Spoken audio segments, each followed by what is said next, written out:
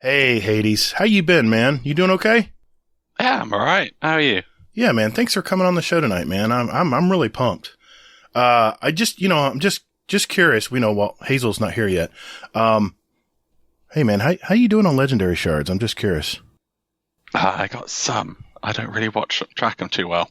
Oh, man. How are you? Hey, man, I've got this theory. Hazel's not around, is he? Okay. I got this theory that Bungie is stealing. Slowly but surely, they're bleeding us of legendary shards. I mean, if you look at it, they don't even sell legendary shards anymore. Spider used to sell legendary shards all the time. I used to go there all the time and use my Glimmer to buy legendary shards. But now though, you with me? Now, there's nowhere to buy legendary shards, dude. This is bullshit. I'm telling you, Bungie is slowly but surely taking our damn legendary shards away. Man. Where the hell are you getting legendary shards? You have to dismantle your gear that you want to keep. You want to keep this legendary gear. I want to keep my legendary gear. I don't want to have to dismantle it for like legendary shards, Where's Hazel gone? Oh yeah, don't worry, man. He's probably refilling his sake. It's been a long night for him with us tonight, so he's fine. Everything's fine. So what do you think, man? I mean, I'm telling you, I think they're taking our damn legendary shards. They're not publicizing it, but I know it. I can feel it in my heart. They're taking our damn legendary shards. So how are we going to fix this, dude? Well, I agree with you. What you need to do, watch your Glimmer as well. Because you can't get anything without Glimmer. And you can't get Glimmer without doing all the high-end stuff as well. It's even worse. Wait, you agree with me? Yeah, completely agree. They're trying to take everything off us. We have to play even more. Yeah, exactly. Damn, dude, it's like you're reading my mind. Holy shit. Oh, Hazel, what's up, buddy? Hey, what's going on in here? Nothing. No, everything's good, man. Everything's good. Yeah, we're just talking. We're just waiting for you, man. Just talking. Mm-hmm. Yeah.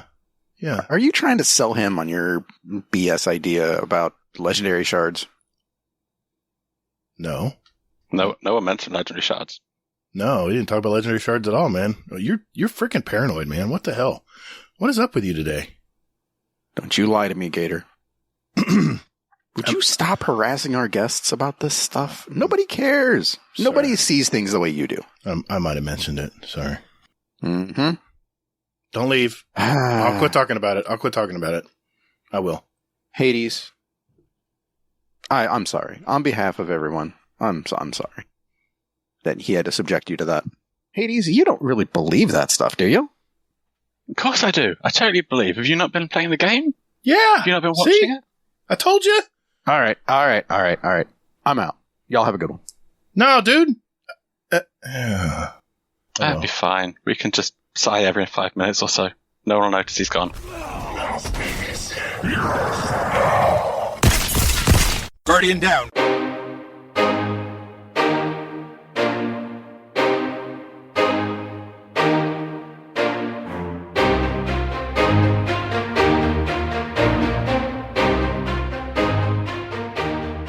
Hey, what's up, everybody? Thanks for hanging out with us today. Welcome to episode 156 of Guardian Downcast, a Destiny podcast. If you love to play the game Destiny 2, then you've come to the right place. We're a couple of gamer dads that have played Destiny since that day one release back in 2014. And we're just as passionate about it today as we were back then. We not only seek the stories of Destiny content creators, but we're a podcast that gives a voice to the stories of our Destiny players out there. And who knows? Maybe you will be one of them. We also discuss key topics and news within the game and community. We're the show that asks, are you on Team Hades? I'm your host, the Gatr, and my co-host Hazel is here. How you been, man? It's weird. I'm losing it, man. I'm losing it. What? It hasn't even fading? The game has not the show has not even started. I'm already slurring my words. Wow. Cut him off, man. That 10 minutes that you needed this morning for that morning double shot of espresso. Yeah. Double shot of espresso, wink wink, nudge nudge. Yeah. Wow, that took it all out of you, I guess, huh? Well, I wanted to tell you or talk about this. We talked about it last week with Brittany, but a bunch of the guys in the Discord and gals boosted our server, man. We're like max level now. I know. It's fantastic. I don't know. I got like all like emotional, like seeing this because I just don't know, man. I mean, I guess part of me still thinks that nobody ever listens to us, despite us having a thriving Patreon and people actually like, boosting our server and stuff. I'm like, what is this? Why? What? I'm like, I don't know. I know, man. It's crazy. Just absurd to me. But I'm slowly believing that people actually listen to this baloney. So, well, I have to mention this. I don't know if you know this or not, but this makes our 3 years of podcasting.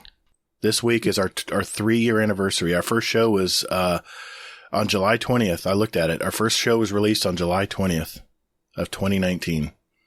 So hey, I just want to say, I just want to give a shout out to alcohol. the I wouldn't be here without it. Exactly. I mean, the infamous third or fourth host to us, depending on when you started listening to us. Alcohol has been here with me every step of the way. I thought you were going to thank your mom. I just want to say thank you. I thought you were going to thank your mom or something. All right, whatever. What'd she do? No, I mean, when you get an accolade, never mind. No, I mean, it's amazing, man. 3 years of podcasting. I never thought we'd make it this far. I mean, did I say that out loud? Shit. I'm with you. I'm really proud of us, dude. We really stuck this out. That's awesome. And I can't think of a better guest to celebrate 3 years with. Absolutely. And that guest, you may say, that would be another brand new guest on our show tonight. He's probably one of our most active members in our Discord. In fact, I think I know this because he's already a Hydra rank in our Discord server, which is just below me and you, buddy. He's catching us fast. Yep. So, and since you heard from Team Brittany last week, now we're going to hear from the other side. That is Team Hades. Welcome, Hades. How you been, man? I'm all right, thanks. Thanks for having me on. And, I'll just clarify. I'm not just a Hydra. I am number 3. I'm coming for you, Gatr, and then I will take No, I was only here 3 years ago putting this Discord together. You're going to catch me? I don't know, man. I got a lot of XP on you, man. It's a lot. That's right. It's a lot. I got this far in 6 months. God, 8 months. That is crazy, man. Wow. That is crazy. He just has a lot of free time on his hands. I'm just going to, you know what? I'm just going to move the goalpost back. I mean, shit. I mean, good job, man. I mean, I hope you do it. What? I really do. No, I wouldn't do that to him. I mean, hey, if he passes me up, I'm going to have to get my shit together because I mean, we're the OGs, man. I mean, can anybody really beat us? But hey, I mean, you know what though? If somebody beats me and you, I say more power to them though, honestly, because you know what? That means that they're keeping our Discord alive. And it's not just Hades. I mean, Brittany and Rodimus and, Parlous. Yes. Parlous Sprite. I mean, it's been amazing, man. I've been really, really proud of our Discord community. It has just grown so fast. But hey, man, as long as we're having fun, I'm going to keep going. So I just want to thank you, Hazel, for 3 years, my dude. That's just awesome. Thank you, man. Thank you for all the stuff you do and all the stuff you put up with and all the stuff that you say to instigate all of our Discord and, just thank you for being you, man. Thanks, man. I say that without alcohol. I know. Hungover. That's a sober statement. That's what blows me away. And I actually have an alt account called Instigator. Now, that's another story. Never mind. But here's what we have lined up, guys. First, we're going to hear about Hades, kind of find out a little bit about his past gaming adventures. It's his chance to make a run at our new and further improved Fast Fire segment we call, it's a speed run. And as you heard, Brittany did a pretty good job last week. Oh. Yeah. Yep. Hades, you got to bring it, man. You got to bring it, dude. Also, we're going to go over This Week at Bungie for the 8th week of Season of the Haunted. And then we're going to go through and answer our questions from our community, whether it's a speak pipe or a Discord question. And we're going to add some songs and, we'll see what else it leads up to. All right, let's go.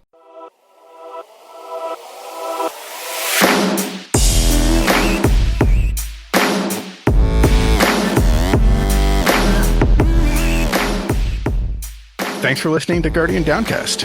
You can find us on Twitter at Guardian_D_cast. Or you can find us on Instagram at Guardian_Down_cast and see what pics our weekly guests want to share with you. Or just visit our website at guardiandowncast.com for all the contact info and where else to find us. And you can also play any past episodes you like in any order you like, right from your browser. Man, don't or me.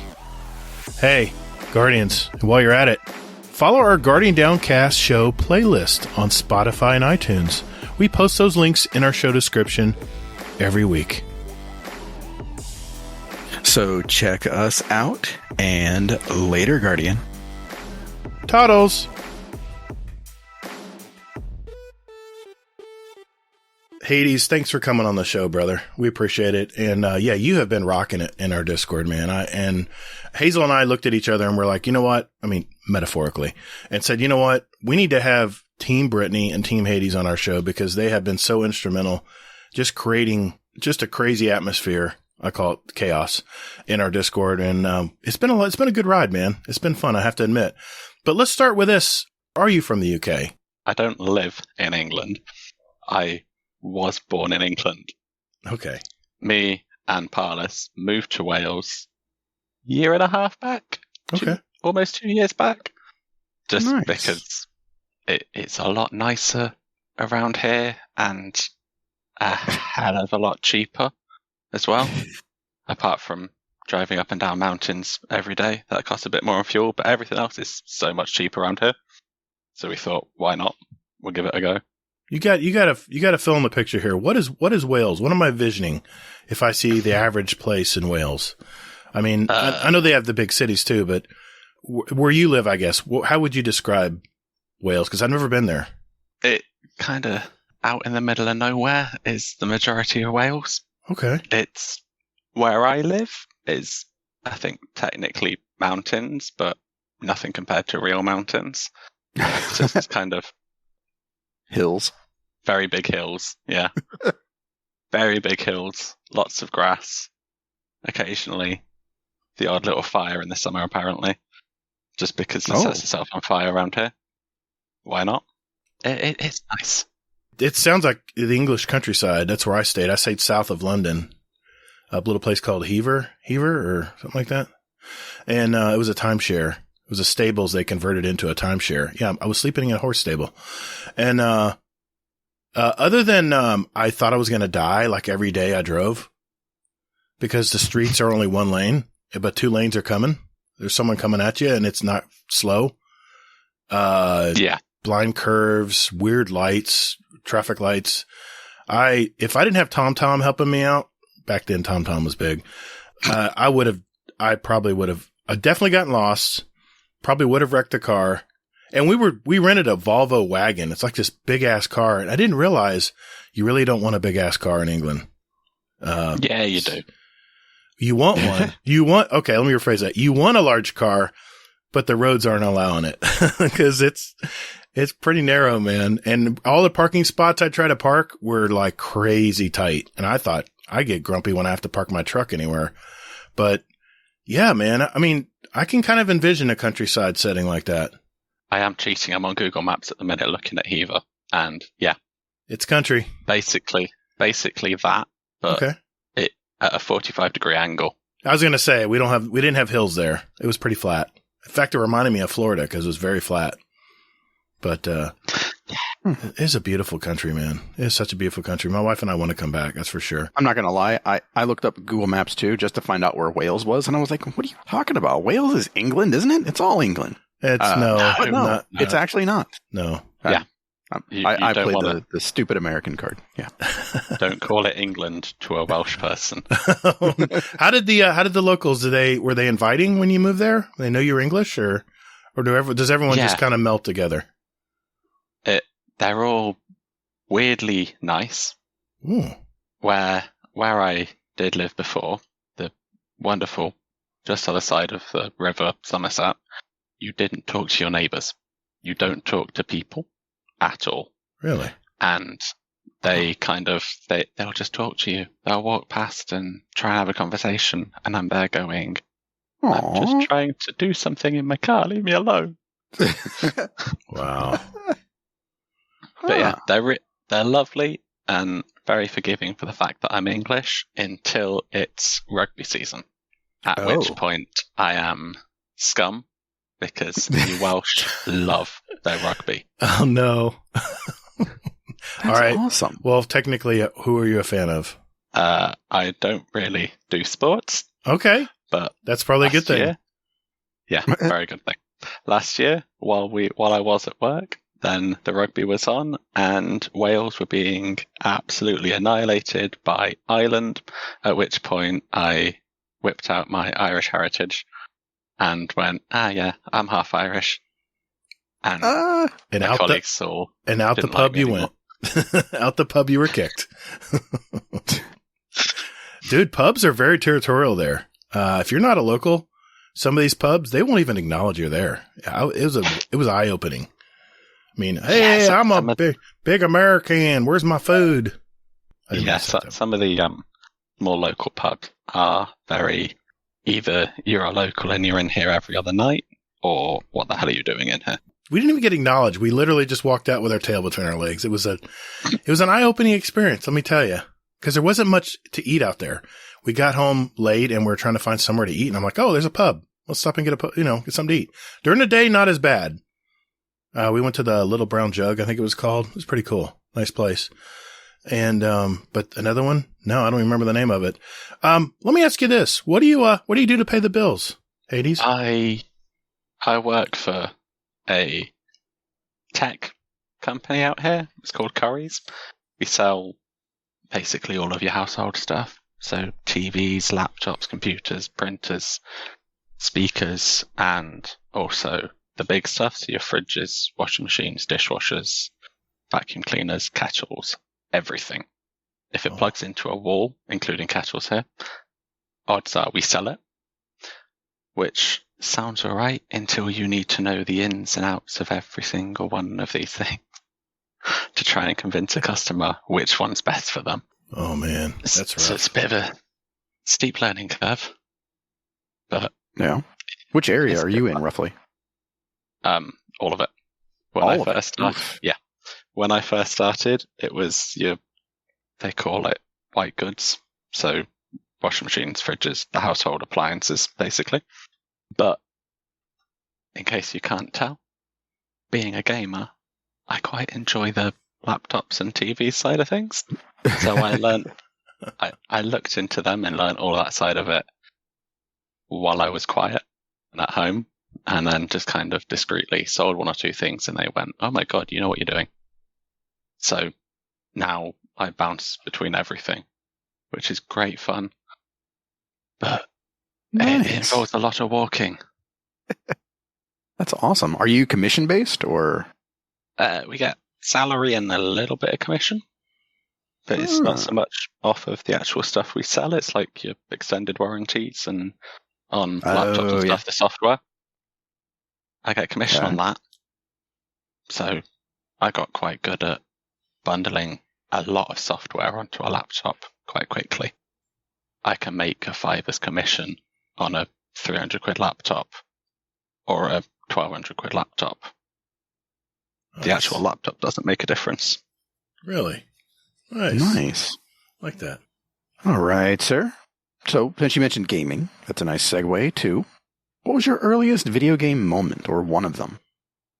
I've been trying to think of this for about a year. Whenever you started bringing it in, I think earliest I remember was my dad was a little bit of a gamer, and he was on PC back before PC was really where gaming was. So he had a couple of the Need for Speed games and this emulator kind of thing called Main. So I remember stuff like Paperboy and proper Tetris, all of them. We had all of them on there. So that's probably the earliest I remember, or Need for Speed Underground 2. which is a game I've been trying to get hold of for about a decade. Aww. Man, Paperboy. It just like warms my heart to hear that. You know? Yeah, that was the best Need for Speed, hands down, in my opinion as well. Because Yeah. you'd get bonus points if you just painted the car and make it look cool. That's cool. Yeah, that's fantastic, man. I mean, I remember Paperboy. I played a ton of that game. Even when it was on the console and on the cabinet displays in the arcades. Tons of time, tons of quarters. Yeah, that's great. Okay, Yeah. well, how did you find this little game called Destiny, Hades? I'm going to make you both feel old. I was in college, so I think it's different college to your college. I was 16 when all of the ads came out and the live action trailers came out for the first Destiny. I'm doing the math. Mm-hmm. Yeah, a bit back. And I kind of had a look into it. I played Call of Duty on and off, the older ones, more than the current at the time ones. My mates at college saw it. We had a look into it. I think I actually played the beta. Really? And I made it probably 5 hours in at the most. Because back then I didn't have the patience for story and cutscenes and going around the table at the tower talking to 8 different people. So I stopped playing it. And then bit back in start of COVID, I did my shouldering at work. Couldn't work for a couple of weeks, and Destiny 2 was free to play. So I got into that and somehow never looked back. Nice. What do you think of the free to play option? They give you a lot for free to play, don't they? Yeah, I think it was Frostbite was saying a bit back that there isn't much on there. You don't get some of it, but I think I did about 8 months of free to play of just mainly running around Mars and doing the public event with the big towers and just killing 5 million hive. What do they call that? That was the group activity back then. Escalation Protocol. Yes. I loved that. I did that loads. I did some missions, bit of this, bit of that. Obviously, I started back when the Red Wall campaign was still a thing, and I think it should have stayed. That was amazing. Yeah, I was just going to say that. I think they should have left it because that's such a pivotal story. Words are hard. And it, it kind of gives you a good introduction to the game, to Destiny 2, Mm-hmm. Yeah, especially slightly off topic, but especially now, considering that Gaul is quite back big in the game, sort of. Yeah, he's back and he's mentioned. I think them taking Forsaken and the Red War out and them being like, hey, here are these people that if you started playing in the last year and a half, you're not going to have a clue what they're on about. Yeah. I thought about that too when I saw Gull as the haunted spirit or whatever you want to call it. Haunted soul. I was like, I wonder if the people know what this guy is. If he's just an old uncle or something. It's probably what they think. Well, I mean, Luke Smith even mentioned that too. That, it's not easy to, there's not a good jumping off point for Destiny. Or jumping on point, I mean. Mm-hmm. So. But apparently they're going to fix that in 2 years, 3 years. Back when we get Destiny Online. Yes, Oh, exactly. God help us. Hades, we're on the same wavelength, man. Oh, you guys going to make me drink, aren't you? I told you that I was taking bribes. No one took the bribe. I'm against both of you. What? What'd I do? I like it. I'll accept it. Oh, no. So later I have to look forward to this. Okay. Yeah. It's okay. Oh. Everything's fine. All right, Hades. So, how are you enjoying the game right now? What have you been up to? I've been having great fun. I haven't played as much recently as I normally would, or as I'd like to. I just haven't had time. I don't know what's even been happening, but I haven't had much time. I've been mostly PvP. I've always been, I've always preferred solar. So the fact that they've kind of upped the ante and made solar so much better. Just a little. I'm playing and having fun with that. I have done a little bit of the PvE kind of stuff, mostly just the story. And a little bit of Leviathan, running around, getting lost again. Because unlike Hazel, I only ran that raid one time, about a month before it got cancelled, or before it got vaulted. So I haven't got a clue what's going on. Oh, I loved Leviathan. I did too. My second most run raid. It was a lot of fun. The one I did run, I loved, and it was great fun. I was solo player on terrible internet, so I didn't get much time to actually play with people. Man, they got so much use out of that map, out of that Leviathan area. It was amazing how the little mini raids were built into the world there. It was so cool. Like secret passages would open up and you get this whole other world. It's just fantastic. Yeah, I miss the Leviathan days. That's for sure. Maybe it'll come back. Leviathan? No. Yeah, I think it's already back, but just kidding. Well, kinda. It's haunted. I don't know if you knew that. Anyway. I'll tell I anyone. I hadn't noticed. I hadn't noticed. Hey, Hazel, I'm curious. What are you enjoying right now in Destiny? Oh, never mind. GMs are out. Never mind. Yeah, pretty much. I mean,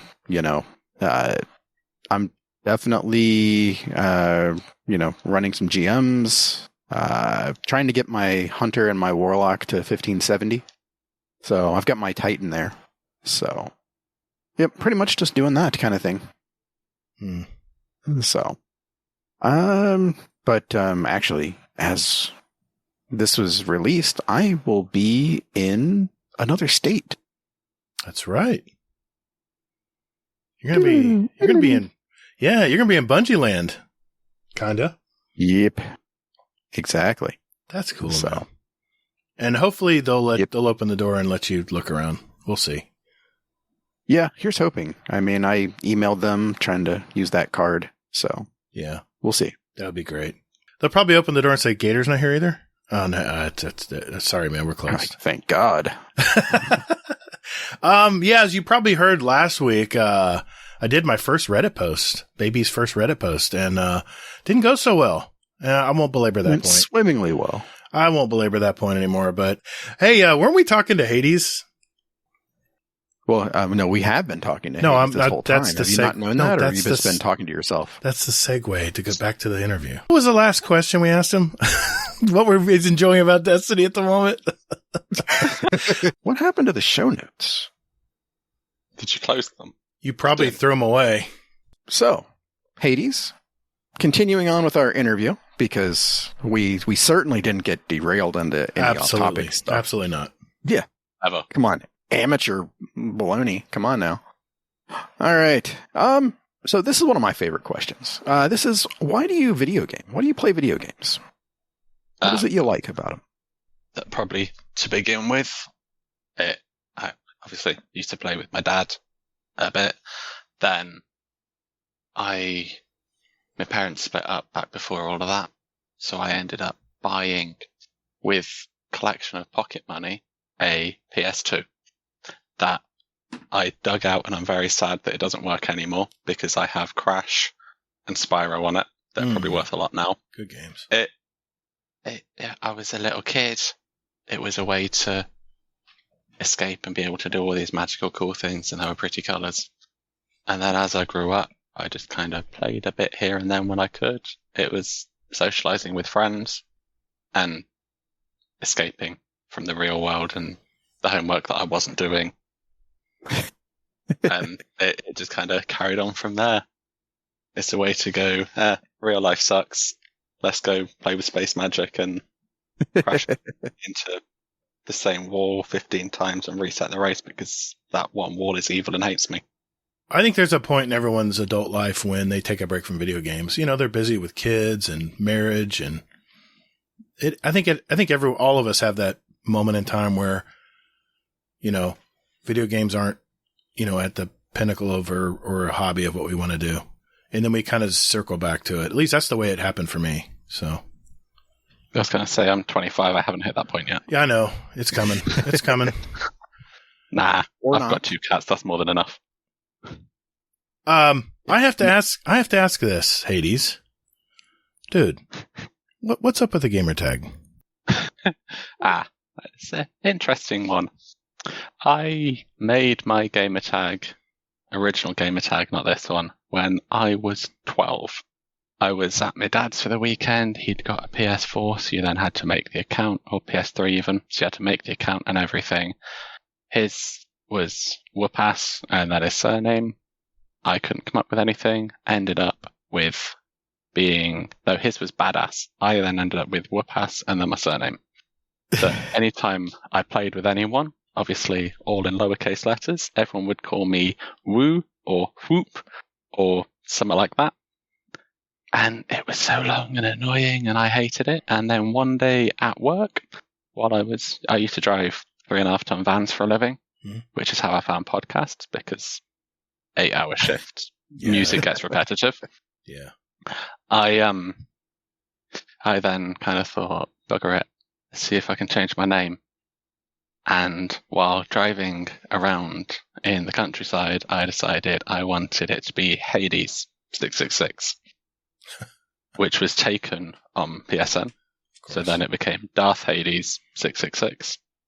Steam, I just went for Hades because you can pick whatever the hell you want. So then the first time I logged in after it was Bungie names were a thing, I nicked Parlis's laptop so I could have that and not Darth Hades, because I think it just looks cooler. But yeah, no big exciting backstory. It was just a case of I got bored at work one day and felt like it. So sorry about that to Sage, who asked ages ago and wanted to expect a decent answer. And for the record, okay.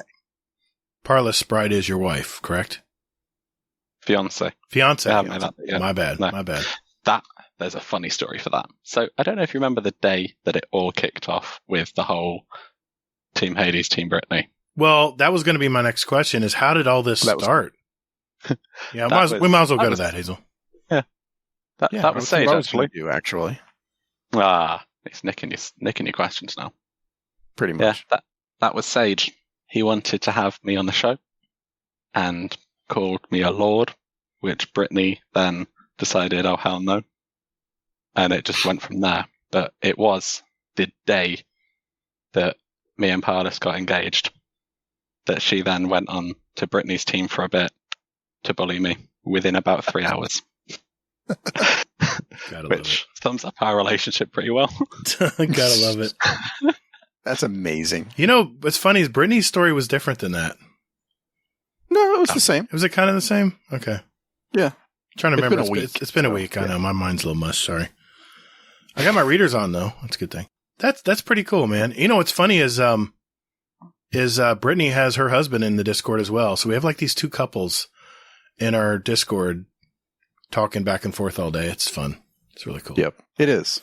It's fun. And I learned that Coma likes turtles. So I'll keep that in mind. That's in his Discord bio. Mm. Yeah, I definitely read that. Gatr doesn't pay attention to that. Reading's hard, Come on. man. Come on. Yeah. I can barely read the comments in the Discord. I mean, come on. Yeah, we're aware. We're aware. You tried zooming. You can go into the settings and make the letters nice and big. That's what I have a lot of customers do on their phones. It's hilarious. No, I'm not doing that. I'm not that old yet. I love you, Hades. This is amazing. This is why I'm Team Hades right here. Now, I have a question. What is one thing that you really love about the Discord community so far? How inclusive it is.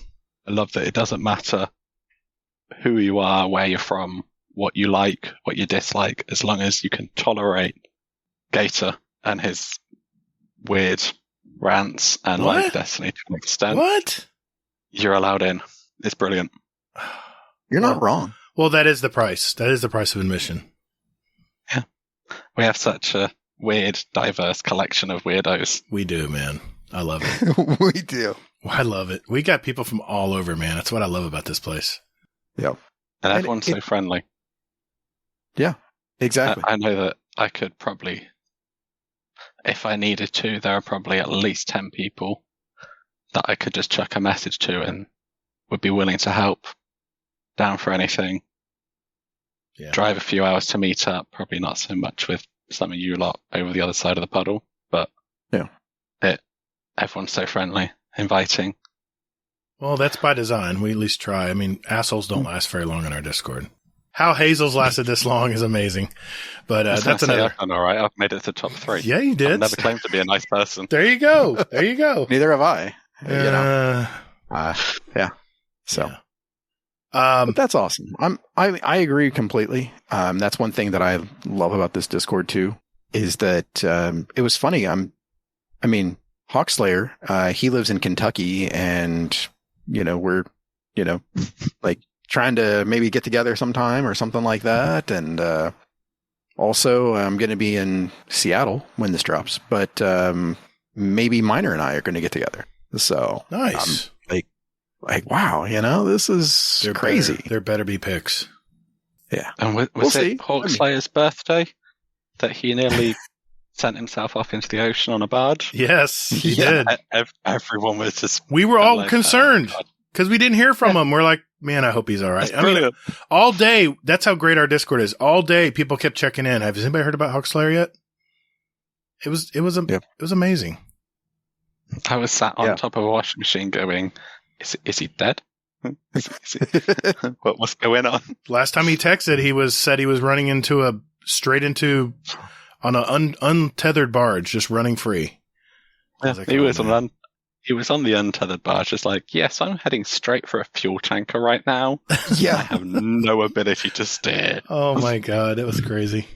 And then it took him 2 hours to go, yeah, don't worry, I'm still alive. But he did manage to make TikToks in that time. Yes, Yes, he he did. did. That was a great one too. We know where his priorities are. Yeah. I have 2 more questions. We asked Brittany this last week, and I'm curious what your answer is. If you had to do one thing in Destiny 2 every day, what is it you're going to do without fail? Die. Well, yeah, obviously. I mean, you're talking to Mr. Die Man across the way here.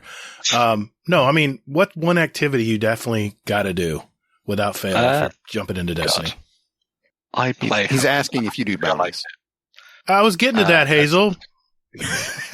What are bounties? No, I play God. however I I'm feel out. like. I'm out. F- this shit. I'm out. So the last couple of months, it's been glory Okay. because I just I like the layout.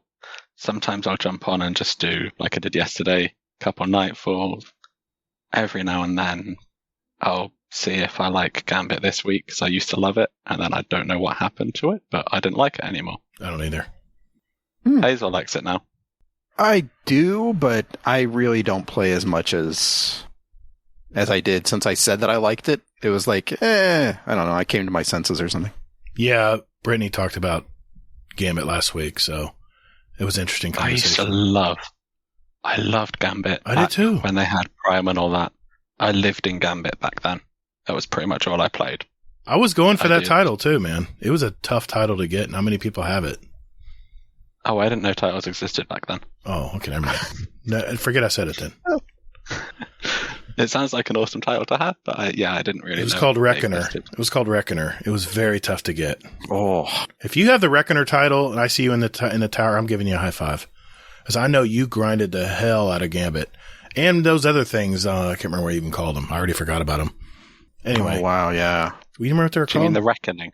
Reckoning. Yeah, Yeah. the Reckoning. Because it's a Reckoner title. Of course, dummy. It's in the name. thought. It's in the name. Yeah, but I I mean, used to love that. yeah. And it was high level content. I mean, you could die very easily. And if you didn't have a team that knew what they were doing, if you were just jumping in with randoms, you would know right away if they knew what they were doing or not. And if they didn't, you just went on to the next game. Yeah, but that's the thing, though, is that when that came out, that was like a really low point in Destiny, though. It was a tough time. And I mean, they even mentioned it, too, that was one of their low points. Yeah. Just because, I mean, they were basically like designing encounters around like play styles and things like this. And they were like, no, we're not going to do that anymore. And they had this great armor that worked great in Gambit, but didn't really do much in Reckoning. Could you imagine that bridge with Soda 3.0? Oh, God. Yeah, it'd be a lot easier. You'd send Hazel up there with his Titan. I'd have my well. To just sit in the back and relax. I wouldn't even need the Hazel. well. I know. Just send out the dogs. Pretty much. I mean, hello. Yeah. Oh, I'm still here. I got a cat climbing me. Oh. You're probably going to be able to hear him purring. He's so bloody loud. That's all right. We like sound effects. Yeah. So, okay, go ahead. Okay, let me ask the elephant in the room question here. Do you do bounties? As little as humanly possible. I think all I've done this season is the ones for that seasonal challenge on the moon. I think I did a day's worth, if that. And I do Ada ones, but that's it. Because I used to do them. I want to say at the end of Season of the Lost, I did a load of the gunsmith bounties, which is where I got my 500 cores from. But apart from that, it is too much effort. Occasionally I used to pick up one or two as I went into Crucible through the app. But nowadays I don't really care because you don't even get you don't get XP. Yeah, you get seasonal XP, but you don't get it for that, which was the only reason I used it for. Yep. Just so that I could get the cool stuff faster. Exactly. 2 steps forward, 1 step back. That's Bungie. So yeah, as they're completely useless now, no. Other than the 120 bright dust every week you can get if you're farming bright dust. But if you complete it, I can get that bright dust by just getting the Eververse engrams, which drop every now and then. Yeah, I think I've got about 7,000 bright dust, and I've bought the seasonal armor with bright dust. I buy what I want. I don't run out, so I don't care. If I don't enjoy it, I'm not going to do it. Hades, this has been like life affirming. Wait a minute now. So what you're saying is you should be rewarded for whatever you want to play in the game. Is that what you're saying? If you don't want to do it, you shouldn't have to do it? That's not what he's saying. I play the game in the way that I want to play the game. All right. If I don't want to do something, then I don't get what you get for doing it. So I don't get that 120 bright dust. But I don't care. There are other ways to get it that I'm going to enjoy. I tried. All right. You're nowhere near as smooth as you think you are, sir. Okay, so I have a impromptu question for you. Oh, God. Yeah. So this is not on our... It's one that I think I know the answer. And I just have to ask it. How disappointed were you when I said that I bought 10 ranks? I was very disappointed. I never thought he would do it. Yeah, like you do you. That's fine. However, I think it's hilarious that you're now there going, I've got all the season pass ranks. I need the XP that I didn't get by playing. Hazel was saying, I have to do bounties now because while I've got the season ranks, I don't have the pinnacles that I would have got and would have got me up there. What season rank are you now, Hazel? Yeah. I'm sorry. It's not important. We can't hear you, Hazel. Speak up in the mic, and please. How many did you buy? Now, Hades, I love you. I love you now, Hades. Thank you. Thank you. You don't have. I told you. He doesn't have to say. You could buy my loyalty, but neither of you did. So I'm on no one side. I thought that I had. It's your turn, Hazel. I thought I had some good grace because I'm Team Hades. You have. I've been on your side more than I have Gator's. You have. That is for sure. It's definitely the bias is showing. But you're so easy to bully. I probably am. In answer to your question here, I am season rank 131. Mm-hmm. Was that 131? Possibly. I think that's what Probably. he said. Yeah, I think that's what he said. And how many did you buy? I think it was actually like 11. $11. Ooh. You know, I've dropped 1,000 to buy 1,000 silver before, so I can't fault him. I've put some money back in the game. Depends what you're buying. Yeah, there was something I wanted, and Hazel wanted those damn ornaments. I know he was just chomping at the bit, and he didn't want to do bounties. And then you know what's ironic though is he still has to do bounties to do the upper level content, the GMs that he wants to do. That's what I'm just loving. The And best that's bit is just that he not did right. bounties, then bought them, and now he's doing bounties again. And without doing the bounties, I'm rank 85. And that's just from playing the game how I want to play the game.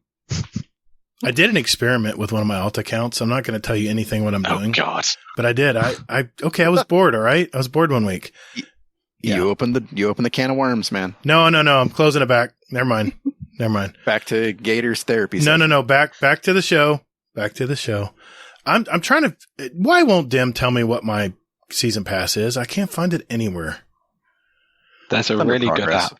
I There's a know. really good app you can get. I know. I can go to the Bungie app. It's called Destiny 2.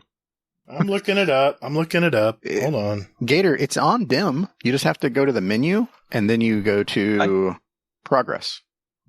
Progress. Oh, there it is. Season rank 147. Look at that. Hazel's It's on almost caught 16 me. behind you. Hazel has almost caught me. It's because I've been playing with some other alt accounts.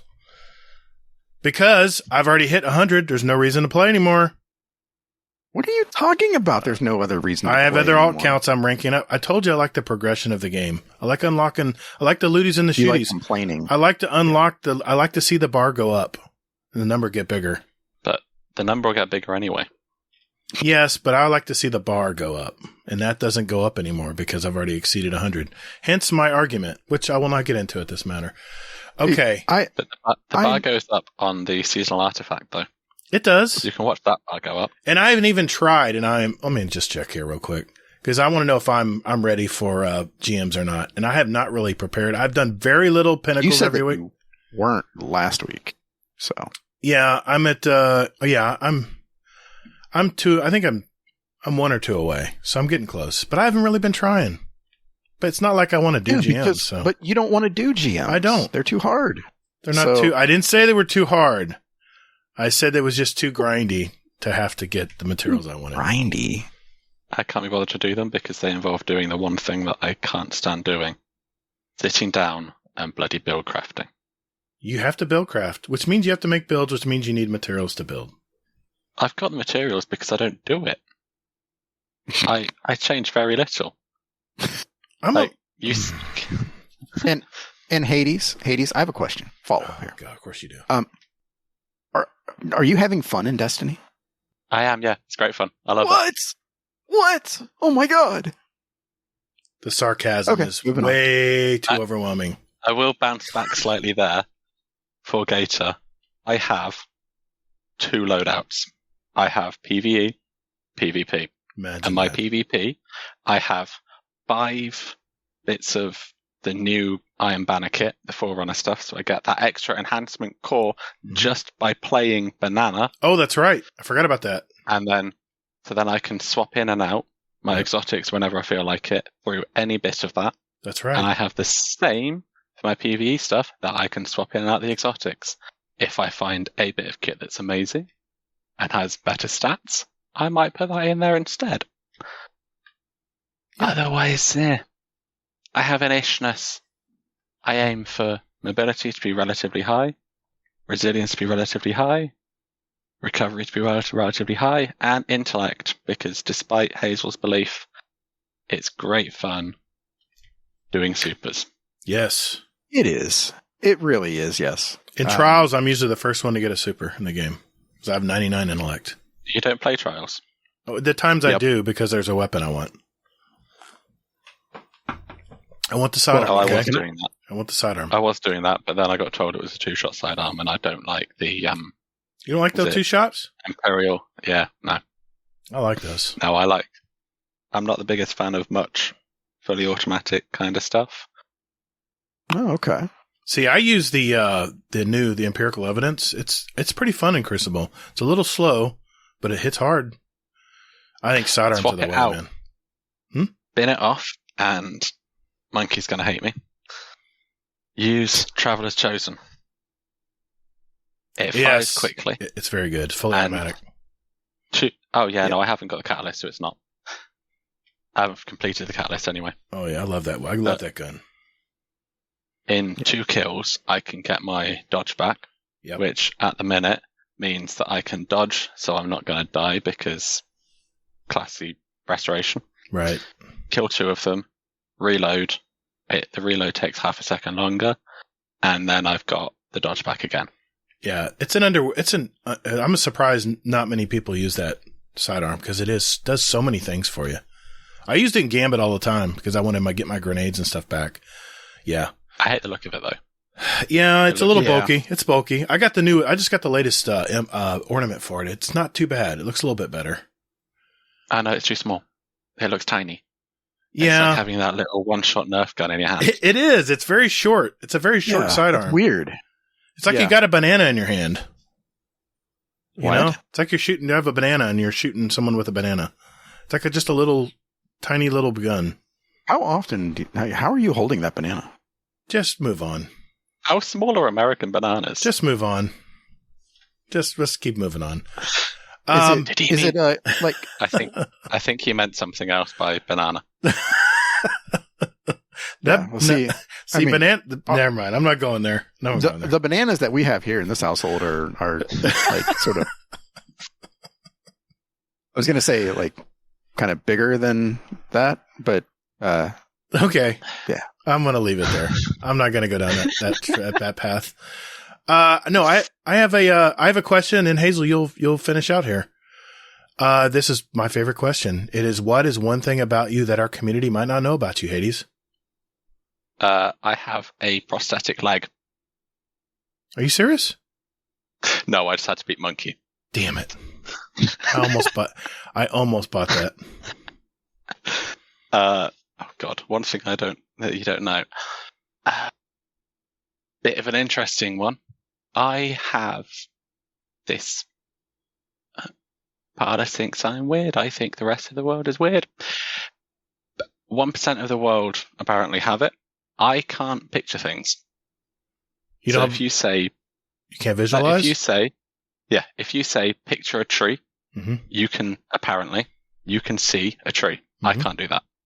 Really? I spent 23 years of my life thinking that picture whatever was just a phrase, and then found out that people can actually do it. It's called aphantasia. Mm-hmm. Really? Wow. Yeah, and they have like facial aphasia too, where you can't read picture people? somebody's face. Right. No, you can't picture somebody's face. I get you. I can't picture anything at all, which is really weird and really confuses Parlous because I can still tell you exactly what something looks like. So she has a terrible sense of direction. I can tell her from our house exactly how you'd get to somewhere, and she's like, but how can you not picture it? How can you do that without being able to picture it? Like, because I can. Because I can. Like, you lot are weird. You have to be able to see something, even if it is just in your head. So, if you're not a visual learner, how do you learn? What's the best way for you to learn something? You just do it. So you're feeling, you're a kinesthetic type of learner. Just going through the motions. All right. Probably part of the reason why I like hands-on stuff. So I'm a qualified mechanic. I could sit in a classroom and be told it all and be like, what the hell is going on? But if you show me it normally only once or twice, I can pick things up quite well. Nice. That's awesome. I wish more people were like that, you know? Don't question why I'm a qualified mechanic and I sell computers for a living, though. Okay, I'm going to question it. Yeah. I walked into that one. I planned on joining the Royal Marines. I had asthma, so they were like, yep, you need to be 4 years clear of that. At the time, I was 2 years clear, so I needed 2 more years. So I was like, bugger it, I'll go and learn to be a mechanic because I enjoy tinkering and playing with cars and that kind of stuff. I'm the kind of person that will take something apart, put it back together, and hope that I put it back together properly. I then did all of that. I went back and they were like, oh, it says here you've got eczema. And I was like, yes, I do. And they were like, yeah, sorry, that's a no-no. What? Eczema? Yeah. How does that affect how you fire a gun? It's more everything else. All if you right. think Yeah, if you're in like a desert, running. Okay. I get that. if you're in a desert and your legs dry out and then crack and bleed everywhere, you're kind of useless. Now, okay, forgive my American ignorance here, but Royal what did you say again? Royal Army or Royal Marines. Now, So you know your are they like Green Beret Marines? They're the original. They're the original Green Berets. Whoa. So we had our Royal Marines 111 years before you had the US Marine Okay, Corps. you had a head start. Okay. It was the reason you guys got it was because of Bunker Hill. I believe it was Battle of Bunker Hill. Our Marines whooped your traitorous asses, and then you went, huh, these guys are good. We need to find out what these guys are doing. Yeah. It's some of the hardest training on the planet for general, not like special forces. It's from there that a lot of the British special forces go. It's normally Royal Marines or the Parachute Regiment. Really? Because they're the best. To the point that US special forces, your Navy SEALs, SEAL Team 6 and all of that, Right. they have turned around and said, I don't care what I'm doing. If I can choose between the Navy SEALs and the Royal Marines, I will take the Royal Marines. Wow. Apparently we scare your people because we'll just casually sit and have a cup of tea and then turn around and go, all right, let's go then. In the middle of a firefight, we'll just have a cuppa. Thank God you guys are allies. That's awesome.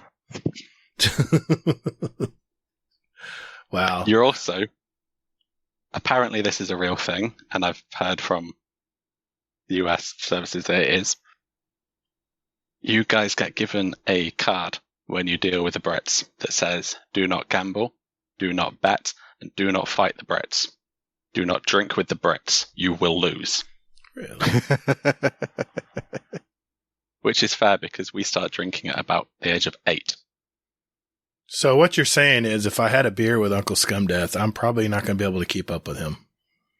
No way in hell you'll keep up with him. No. I'm a lightweight anyway. Yeah. Yeah. I love beer, but casually. Not as a sport. Not as a sport. You know what I mean? Oh, You're not I wrong. think- No, I'm not. Yeah. That was I learned something today. That's pretty good. That's why I love that question. That's All right. awesome. All right, Hazel, take us out, man. So, well, Gatr is all over the place tonight, and he's forgotten that I have 2 questions left. Okay. So, do you have any hobbies other than gaming? Not really. I don't do much. I normally I'm either at work, watching rubbish on telly, annoying you lot, or playing Destiny. Any good shows you're watching? We are slightly behind with a few things. So at the minute, when we remember to actually buy them, we're watching Game of Thrones. Oh, okay. Just finished season 5, I think. Started watching 2 days ago. What's the other one that's just brought out a new season? Stranger Things. Oh, I yes. have seen episode 1, and that is it. It is Other than very that- good. I think I saw it like 2 years ago and couldn't get into it. But from episode 1 now, it seems pretty good. Other than that, we tend to just kind of rewatch some stuff. So we're on and off. I haven't actually finished yet Supernatural. God, what else do we watch? Brooklyn Nine-Nine. That's a great show. Okay. I found something out recently. Apparently, the American sitcoms, if you were to watch it on British TV, the kind of terrestrial live streamed stuff, it is actually sped up. It's sped up very slightly, but you can tell if you know. So if you were to go on something like BBC iPlayer and watch it, and then have it on Netflix or whatever, it'll be slightly faster on the British version. But I don't know why. Are your shows typically like 30 minutes and an hour long, or are they shorter than that? Normally, yeah, either about 20, 25, because you've got ad breaks in the middle, or about 45, 50 minutes, because we have ad breaks so we can go and have a cup of tea quickly. Wow. Everything, yeah, I'm thinking everything revolves around tea. I have a feeling your country works around tea time a lot. Yeah. I'm guessing. Yeah. Tea is very important here. I'm finding that out. Where have you been for the past 150 some odd episodes? I just started getting into hot tea. It's actually pretty cool. Like, you guys decided that the best way to offend us was to throw tea into the river. you lot figured it out a long time ago. It must have worked because you guys were pissed. You guys invaded over that, man. You said, all right. Invaded. No, it was already our country. Yeah, I know. Was, you were coming to slap our hands. Yeah. We were in charge. You just threw a hissy fit, so we came over and went, "Oi, stop it." I like Gator's and then went, history. "It's not worth it." Yeah, we were the 15-year-old saying, you're not the boss of me. You're not my real dad. All right, Hazel, take us out, man. This is a good interview. Yeah, this is. It's not long at all. No. What? We've definitely not been sidetracked at all. Not at all. No. Come on now. We're professionals. Absolutely. Not. Okay. So do you have a motto or mantra that you live by, or a couple of them?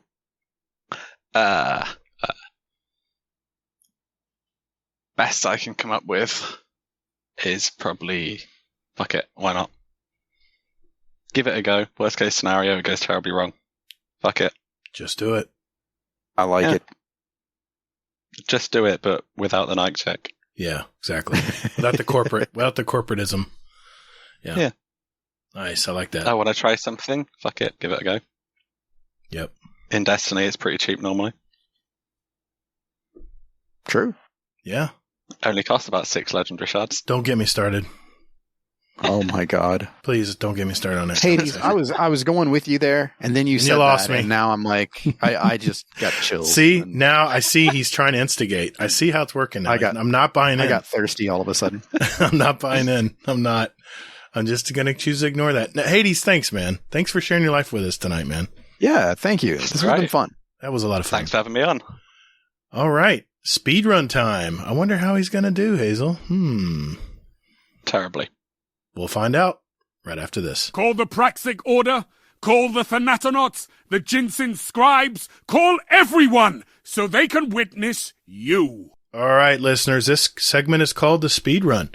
This is where we have a database of over 385 questions that I'll ask off a list.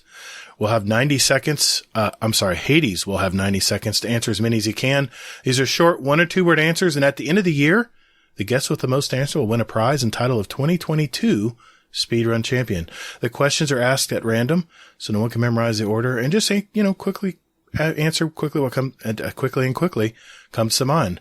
Tonight, I'm going to ask the questions randomly from the list, and Hazel is our timekeeper and quality control expert. In the event of a questionable answer, Hazel's decision will be final, and of course he'll adjust the clock maybe a little bit here or there, depending on how much I stammer like I just did quickly.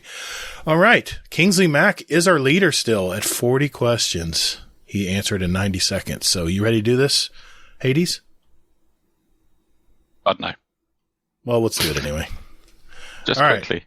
Quickly. What order are they asked in? Quickly. You want to answer them quickly. Did I say that? What order are the questions asked in? They're asked. They're off a list that I made, custom made for Which you, order? buddy. Are they top to bottom? Bottom to top? Or are they here and there. they random ass? No, not random ass. No, not at all. Very random. All right, Hazel, you get that clock ready? Always. All right, here we go. 3, 2, 1. Warlock, Titan, or Hunter? Hunter. Favorite salty snack? Salt vinegar crisps. Void, Solar, Arc, or Stasis? Solar. Should there be freelance solo strikes? Yeah, why not? Favorite Destiny 2 Super? Golden Gun. EDZ or Cosmodrome? EDZ. Batman or Moon Knight? Moon Knight. Strikes, Crucible, or Gambit? Crucible. What is your favorite dinosaur? T-Rex. Do aliens exist? Yeah. If you could choose, who would voice your ghost? Sin. Oh, beautiful. Human, Awoken, or Exo? Awoken. What's the best sandwich? Someone else's. Manual or auto gearbox? Manual. What's the worst job you've ever had? Pub. What's your favorite Destiny planet? Mars. Game remasters, yes or no? Yeah. Hive, Taken, or Scorn? Scorn. Do you play Iron Banner? Yeah. Aldrin or Crow? Crow. Have you ever been out of the country? Yes. Ikora, Cater, Zavala? Cade. Dogs or cats? Cats. What number am I thinking of? 69. Do you believe in ghosts? Yeah. Shower beer, yes or no? Yes. Morning person or night owl? Night owl. Ever been hit by wooden spoon? No. Mind control over animals or machines? Ooh, animals. Who's your favorite Destiny NPC? Cade. Winter or summer? Oh, you did really good though, man. That's a really strong score. Our UK players, for some reason, I don't know if it's the delay or what, but Hazel tries to adjust for it the best we can. But that's actually a decent score, man. At least I think it is. Hazel, how did he do today? 30. Yeah, that's really good. That's right. Yeah, Not bad. I mean, I loved your answers, though. And Yeah. I even gave you, I think, one more question for all of Gator's laughing. I couldn't help it, man. I couldn't help it. It was entertaining, to say the least. And thank you for answering honestly. I know you thought about the questions. Unlike that person from that other team that was just on. Yeah. No, I thought she did that's okay. right. Team Hades is still in the lead, so... Oh, my God. I would agree. I don't know. I don't know about that. Well, Kingsley's Team Hades, so... He counts. They win. He is? I didn't know that. Yes. Now Gator's rethinking his stance. No, I'm holding firmly to my principles. Hey, listeners, I got a question for you. Do you have a great question for our speedrun? If that's a yes, join our Discord. Enter them in our speedrun question ideas channel, and we'll add them to next year's speedrun. Just remember, they need to be yes or no, 1 or 2 word answers. Either or questions will also be accepted. And don't forget, what's your favorite? I love those. At the end of the year, we're going to have 2 big drawings for a $25 gift card of your choice. And you can enter up to 5 questions to go into the drawing. We'll take any of them you give us, but you're only going to get credit for 5. Make it fair. And if you are enjoying what you're listening to, do us a favor. Spread the word out there. Share this podcast with a fellow Destiny gamer out there. We do appreciate it. We find out a lot of people join our Discord just from word of mouth, which is awesome. All right. That means it's time for This Week at Bungie.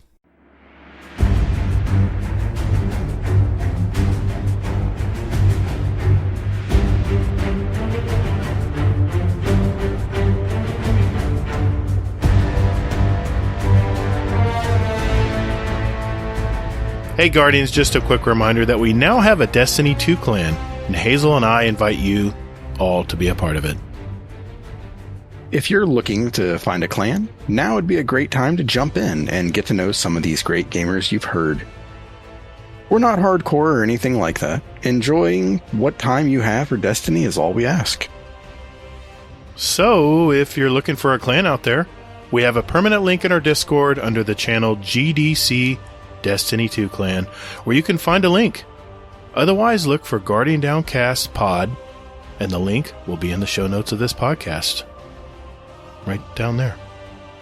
So, I lied before when I said that we don't ask anything of you, because we actually do. We ask that you do join our Discord first, so we can communicate clan stuff to you, like clan podcasts and clan nights, and just random shite like that. Besides that, you can lurk all you like. So join us.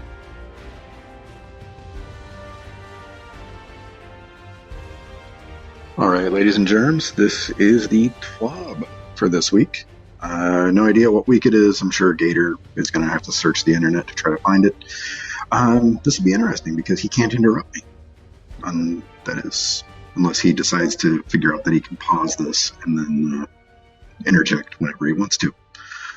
But we'll see how that goes. Okay, so Solstice is back. Yes, Hazel, you are correct. Solstice is back, baby. And let's talk about it. But before we do that, I just want to remind everybody, by the time this podcast comes out on Monday morning very early, that this is the last day to get that Iron Banner stuff done. If you're working on that Iron Lord title, you need to get those pesky objectives done. Gosh, that's what I've been working on. Get them done before reset on Tuesday morning, or afternoon, I should say.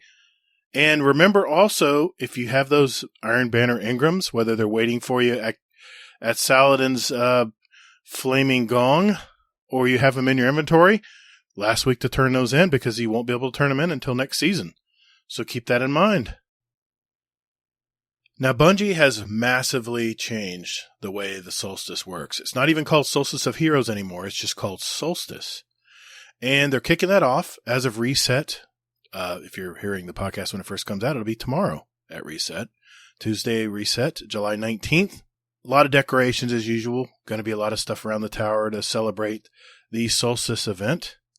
There's been a major revamp to, you remember you used to go last year to the EAZ, the European Aerial Zone activity. You know, there's, you had to jump around and get the chest at the end and all that. Well, supposedly that has changed. And the new event is called the Bonfire Bash. I'll explain that a little bit later, but just know that it's no longer the EAZ. It's called Bonfire Bash. Okay, and now remember last year you used to start with the green armor, the common armor, then you would go into your blue armor, your uncommon armor basically, and then you would get into your legendary, and then finally you would revamp into your exotic armor. That gave you all really high stat rolls and stuff. I don't think I ever reached exotic level last year because it was a lot of grind. Well, Bungie heard your call, and they've changed things up a bit. What they've done instead is instead of upgrading all those armor pieces with all the little bounties and stuff, not bounties, but challenges you had to do, Bungie has made it very simple. What they do is they have made an event card. And the event card is actually to the left of your seasonal challenges tab in your UI when you go to your menus in the game. That's where you'll find it. What this event card does is it's organizing the objectives in a nice, easy place to find them to help guide the players on what they need to do during the event. And it's available free to all players. Just know that. And you can get this, by the way. Just talk to Eva Levante when the season starts next Tuesday at Reset. Where Saladin is now, it'll be right there in the middle of the tower. Real easy to find. Grandma Eva will be there waiting for you. Okay, now what this event card consists of, it has all your event challenges. You can earn seals and titles, which is kind of cool, and an upgraded event card reward. But now it can be claimed via this event card. You complete the event challenges in this card, and you'll get event-related rewards and something called event tickets. The difference is with this card is you can upgrade it. You pay 1,000 silver to unlock this. It gives you an instant claimable reward bundle. And it gives you the ability to spend those event tickets I told you about when you complete challenges and turn them in for more rewards. Kind of cool. You have the option at least. If you don't know if you'll play it enough to earn all these tickets. That's not an issue. You can actually upgrade your card as you receive event tickets. And then if you decide you have enough event tickets to get what you want, then you can upgrade it at that time. Keep in mind, you will still get these event tickets for completing the challenges on the free card, and you can upgrade it later if you want to. If you don't, no big deal. Just keep in mind that those event tickets you earn from completing challenges in the event card, you have to spend those before August 9th when Solstice ends. They did post a previous TWAB, and there's a link in there if you want to go back and look at the actual event card in more detail. Where the difference is this year versus last year, remember I mentioned I didn't get the exotic upgrade on the armor because I just got tired of grinding it. It was such a grind to do. And to get that really high stat armor rolls that you would get randomly from completing the aerial EAZ event, it was just a real drag.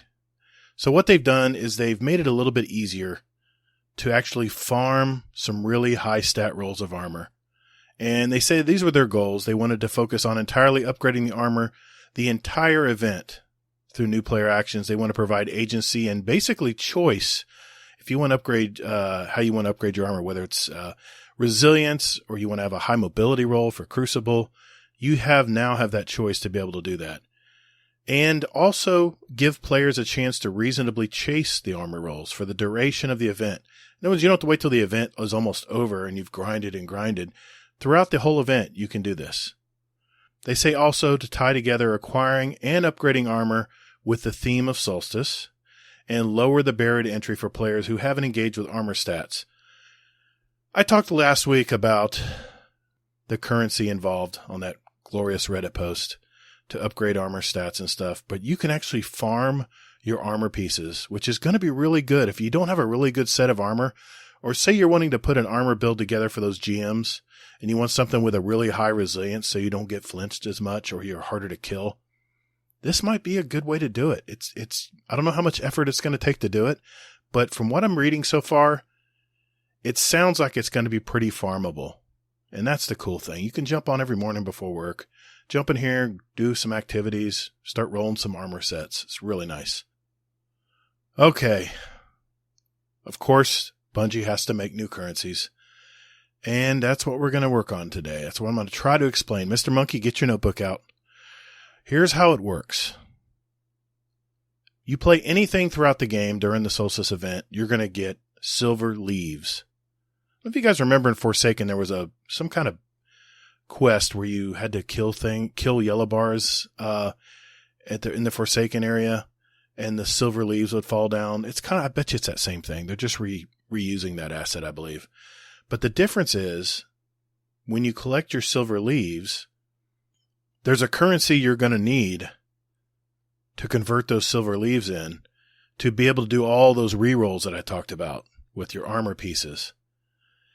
And that is, you have to transform your silver leaves into silver ash.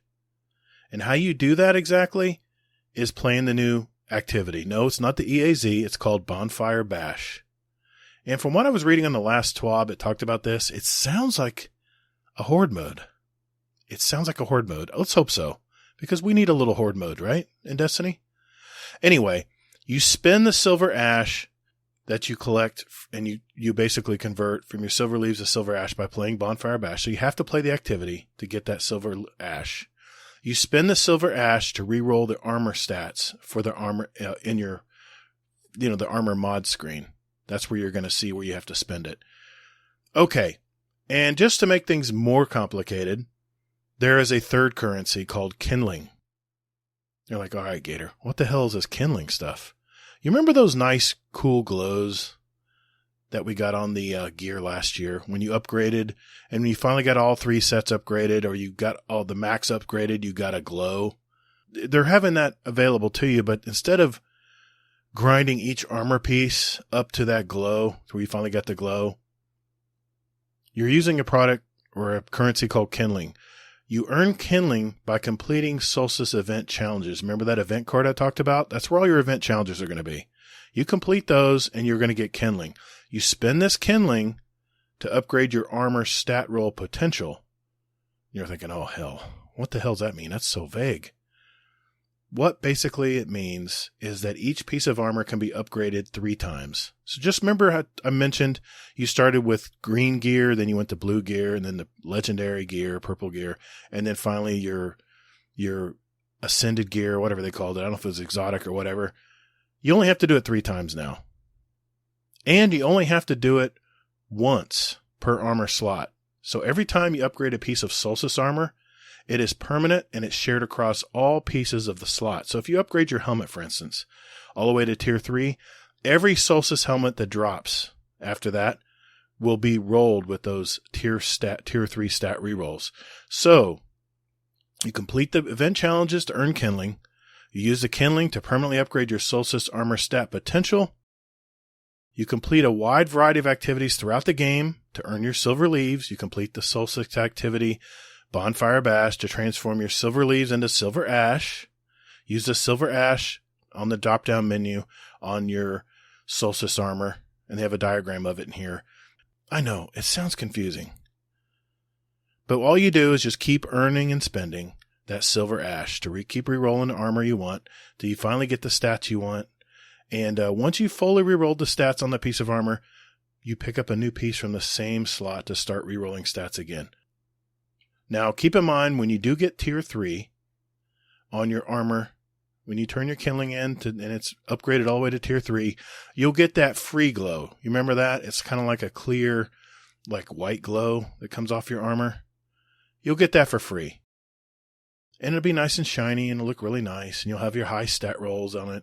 But if you go that paid track, you can go to Eververse and get the colored glows.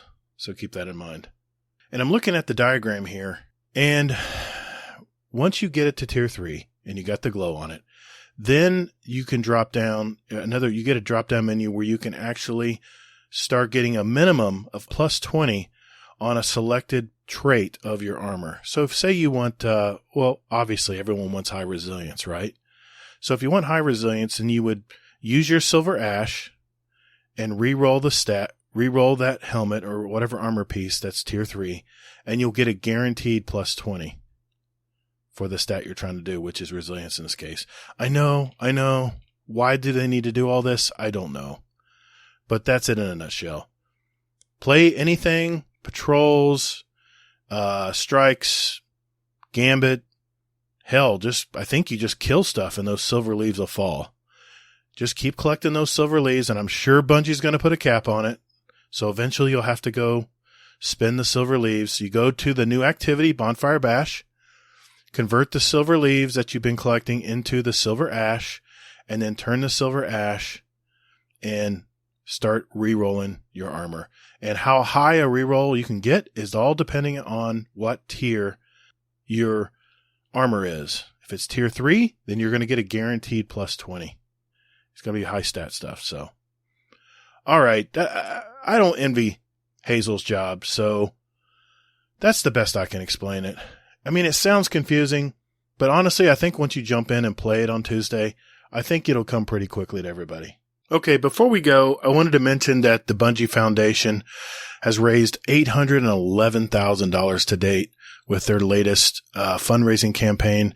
Their goal is $1 million, and there are some cool emblems, cool emblem bundles, really cool stuff in here. And I also wanted to mention that that emote, the dog companion emote, which I did get, and that does go to the Make-A-Wish kid, Christian. And if you saw that video and you love dogs, you might shed a tear.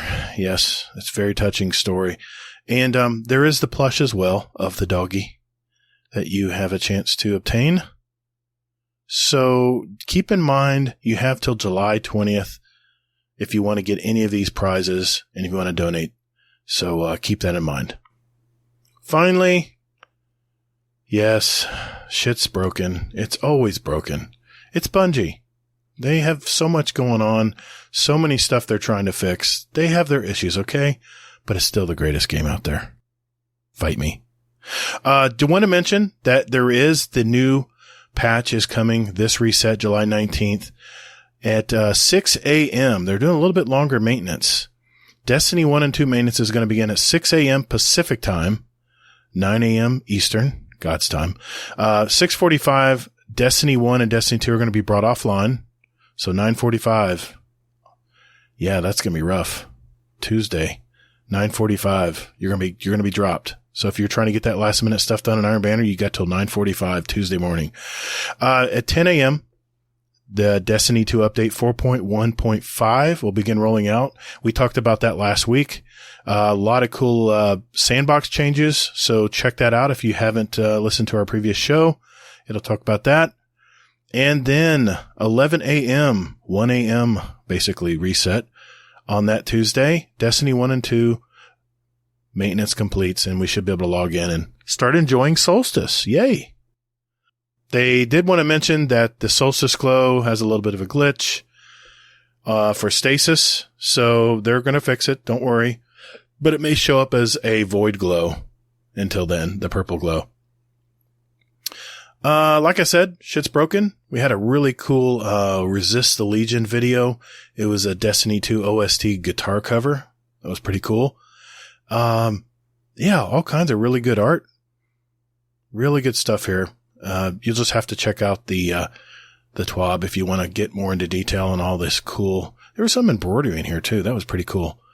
But that's it. That's a wrap for this week, and I'll let Hazel take us out.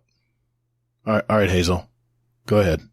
Next, Shit's Broken. Movies, art, love Cosmo, and love Hazel. I'm out. You all have a good one, and be good to each other. Just a reminder that Hazel will be out of town. He's on vacation, as you can probably tell by that message he sent. That was probably by his phone. But he loves you, and can't wait till he's back. Next week, it will be me and RNG Gatr. We're going to be doing a live show this week coming up. And I believe we're going to answer a lot of community questions. We've got some speak pipes to go through, a lot of cool stuff like that. So stay tuned. And then the following week, Hazel and I will be back together again. And we have some things we want to talk about, but we'll maybe mention that as we get closer to that week. All right. Thanks, everyone.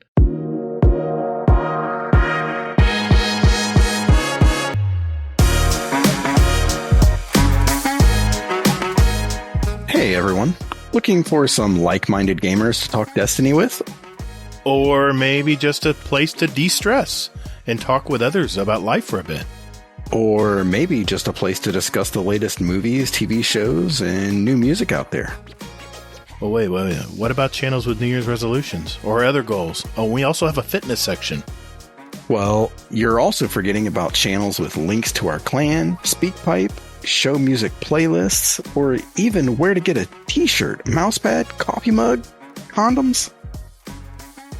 Man, you're forgetting about the podcast questions channel, where listeners can put in their questions for the show, and we'll play them live.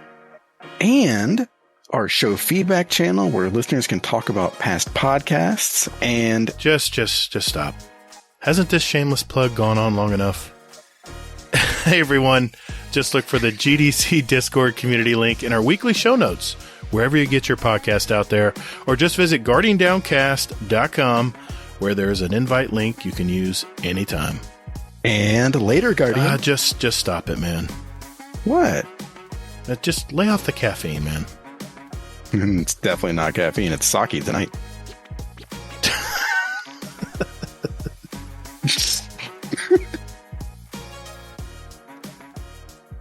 I did put something out on Twitter, and I said, well, let's give it another go. And I'm just trying to engage with the community. I'm just trying to get involved, And my post last week on Twitter was what we should do when we reach 100 on the season pass. I mean, not all of us, can afford to buy levels, and some of us, get past 100 and we're like, okay, now what? Because you kind of lose your motivation to play once you exceed 100. You got all your gear. You got your few golf balls and prisms, maybe. Are there prisms? I don't know if there's any prisms. Maybe a couple. But why not, for every level above 100, you get an ascendant, or no, not ascendant shard, enhancement core. Oh my God. Get an enhancement core for every 5. For every 5 levels, get the normal, the Eververse Engram, because there's a lot of people who haven't gotten a lot of Eververse stuff. So I think that's a good thing they got in place there. But how about every 10 levels, how about an enhancement prism? No. And then every 50, how about a golf ball? No. And then every 100, No. an adept weapon. No, How about that? No, one of those How alloys. about you just remove the game completely and the playing of the game completely, and you just center it all around bounties? No, my point is you get these materials for just playing anything. Whatever you desire to play in Destiny, you get credit for. You don't have to go do a singular activity to get a certain higher level You get currency. stuff anyway. You don't, you send it, golf balls just aren't dropping from running around the world. You have to go run and play high level Nightfalls and GMs to get those. I don't even know if you can even get them in Crucible. Why is that? Why is that, by the way? Why can't you get them from just doing bounties and patrols? Well, not only that, but what if I want to play Gambit or Crucible? Answer my question. Answer my question. Why don't they drop from just doing patrols and that kind of thing? I think they should. I think it should be random. That's not my question. That's not an answer. Why don't they drop? We're going to go down this road again. Okay. I know it's not high level. I know it's not high level gear. I know where you're going here. I know it's not high level. I know it's not a high level activity. And you're saying, well, if you want the high level currency, you should play the high level game, right? Well, what if I don't have two other buds to go jump in a giant GM? But by the way, you have to be 1585 light just to enter. That's a big gatekeeping area there, man. I don't think there's going to be my point. There's going to be people who don't even. Point last week. Yeah, I know, but there's not going to be. I wonder what percentage of people are even going to hit 1585. I'm curious. I don't even know what that number would be, but I bet it's not very high. And I think they did an article. I think less than 1% of players play GMs in Destiny. Well, yeah, I think Kingsley said that according to Charlemagne, more people are doing raids than doing even Gambit. And raids are 10% of the population do raids? That's not very high either. So so I have to go play GMs to get guaranteed Ascendant, whatever, golf balls. I can't remember what they call them. But you can also get them from, ranking up your, Season Pass? The Season Pass, yeah, that's one. You can also get them from each vendor.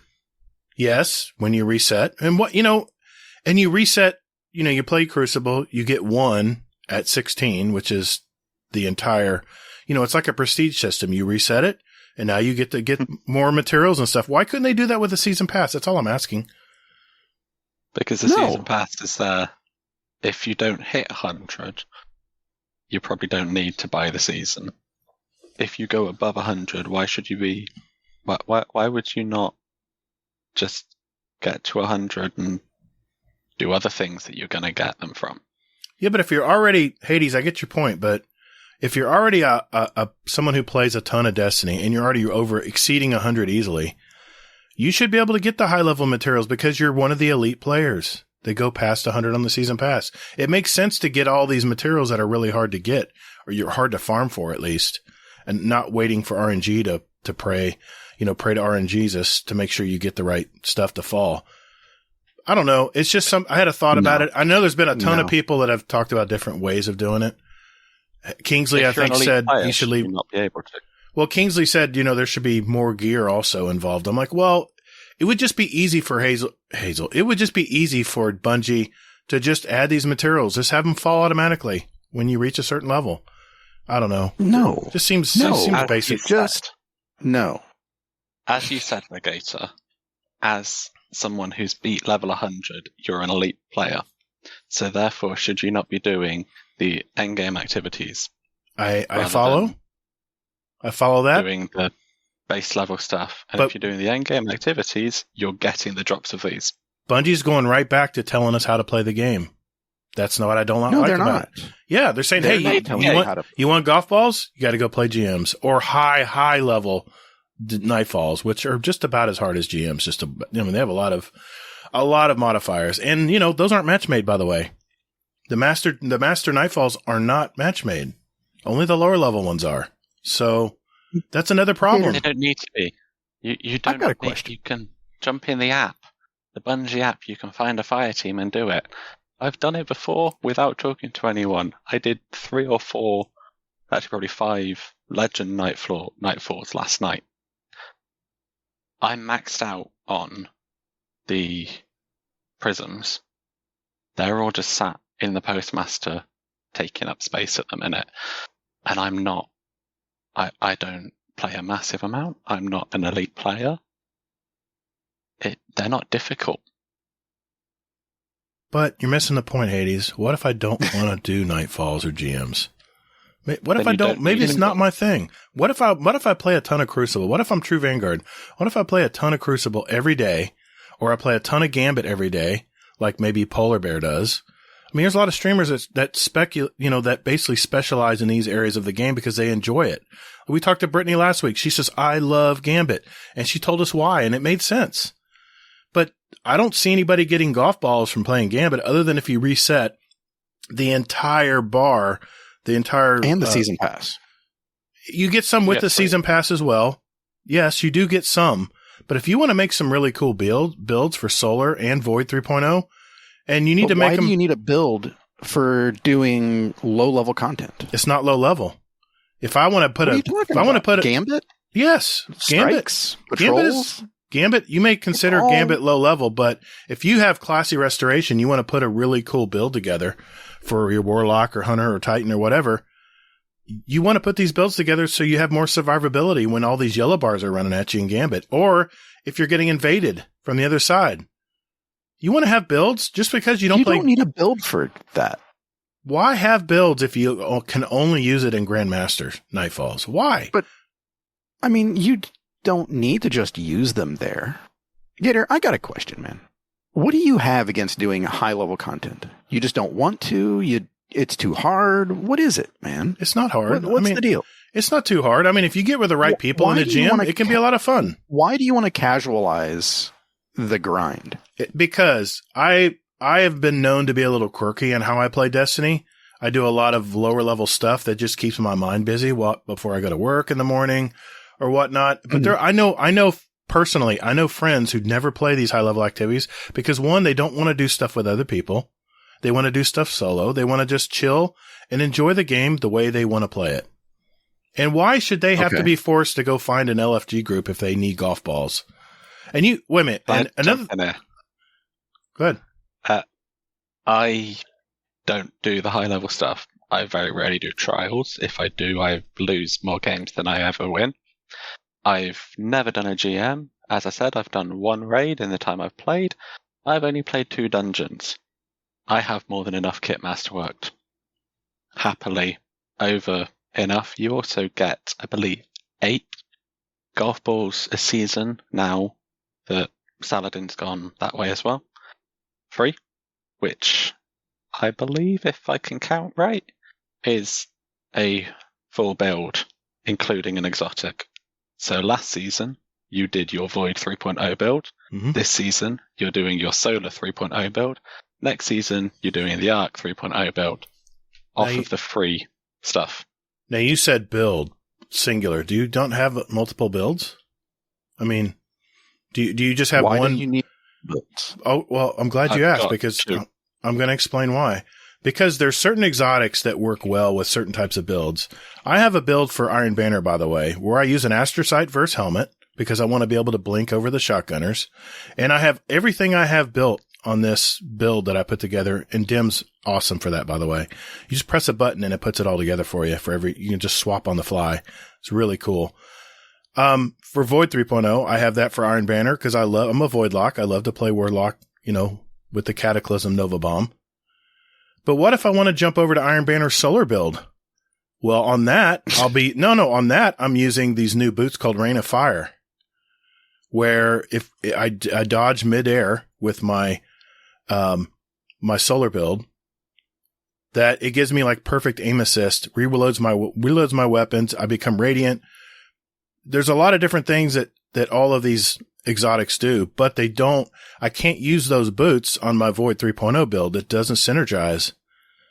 And I'm not saying that I'm a casual player, but I put a ton of hours in this game, and I have one build each for the new Solar 3.0 and the new Void 3.0 for all 3 of my characters. Well, actually, I don't have that yet because I don't have the materials. But for PvP and PvE, I have separate builds because you're using different things. Like my Mustang snap build on my Warlock. I got that from Cool Guy on YouTube. And I use a Winter's Guile gauntlet with it. But I have to use a totally different setup than my Solar Iron Banner build, which I'm using. So, Gatr, let's stop now, okay? So, here's what I hear, okay? So, you want all of these builds, and because, I mean, have you even got to rank 16 on your Crucible pass yet? Yeah, I've reset it. I've reset it once. One time. I'm on my second time around. Okay. So what it sounds like to me is that you enjoy Crucible. You want to be rewarded for playing the way I want. Playing the way I want. For playing the way you want. Yeah. I don't want to play GMs. And you don't want to be pigeonholed into just that. Exactly. So, okay. But here's the thing though. Okay. Is that you don't want to, I mean, the high-end content for Crucible is Trials. Doesn't have to be. I don't have to play Trials. If I want to play high-level PvP, I can go play competitive. Don't have to play Trials.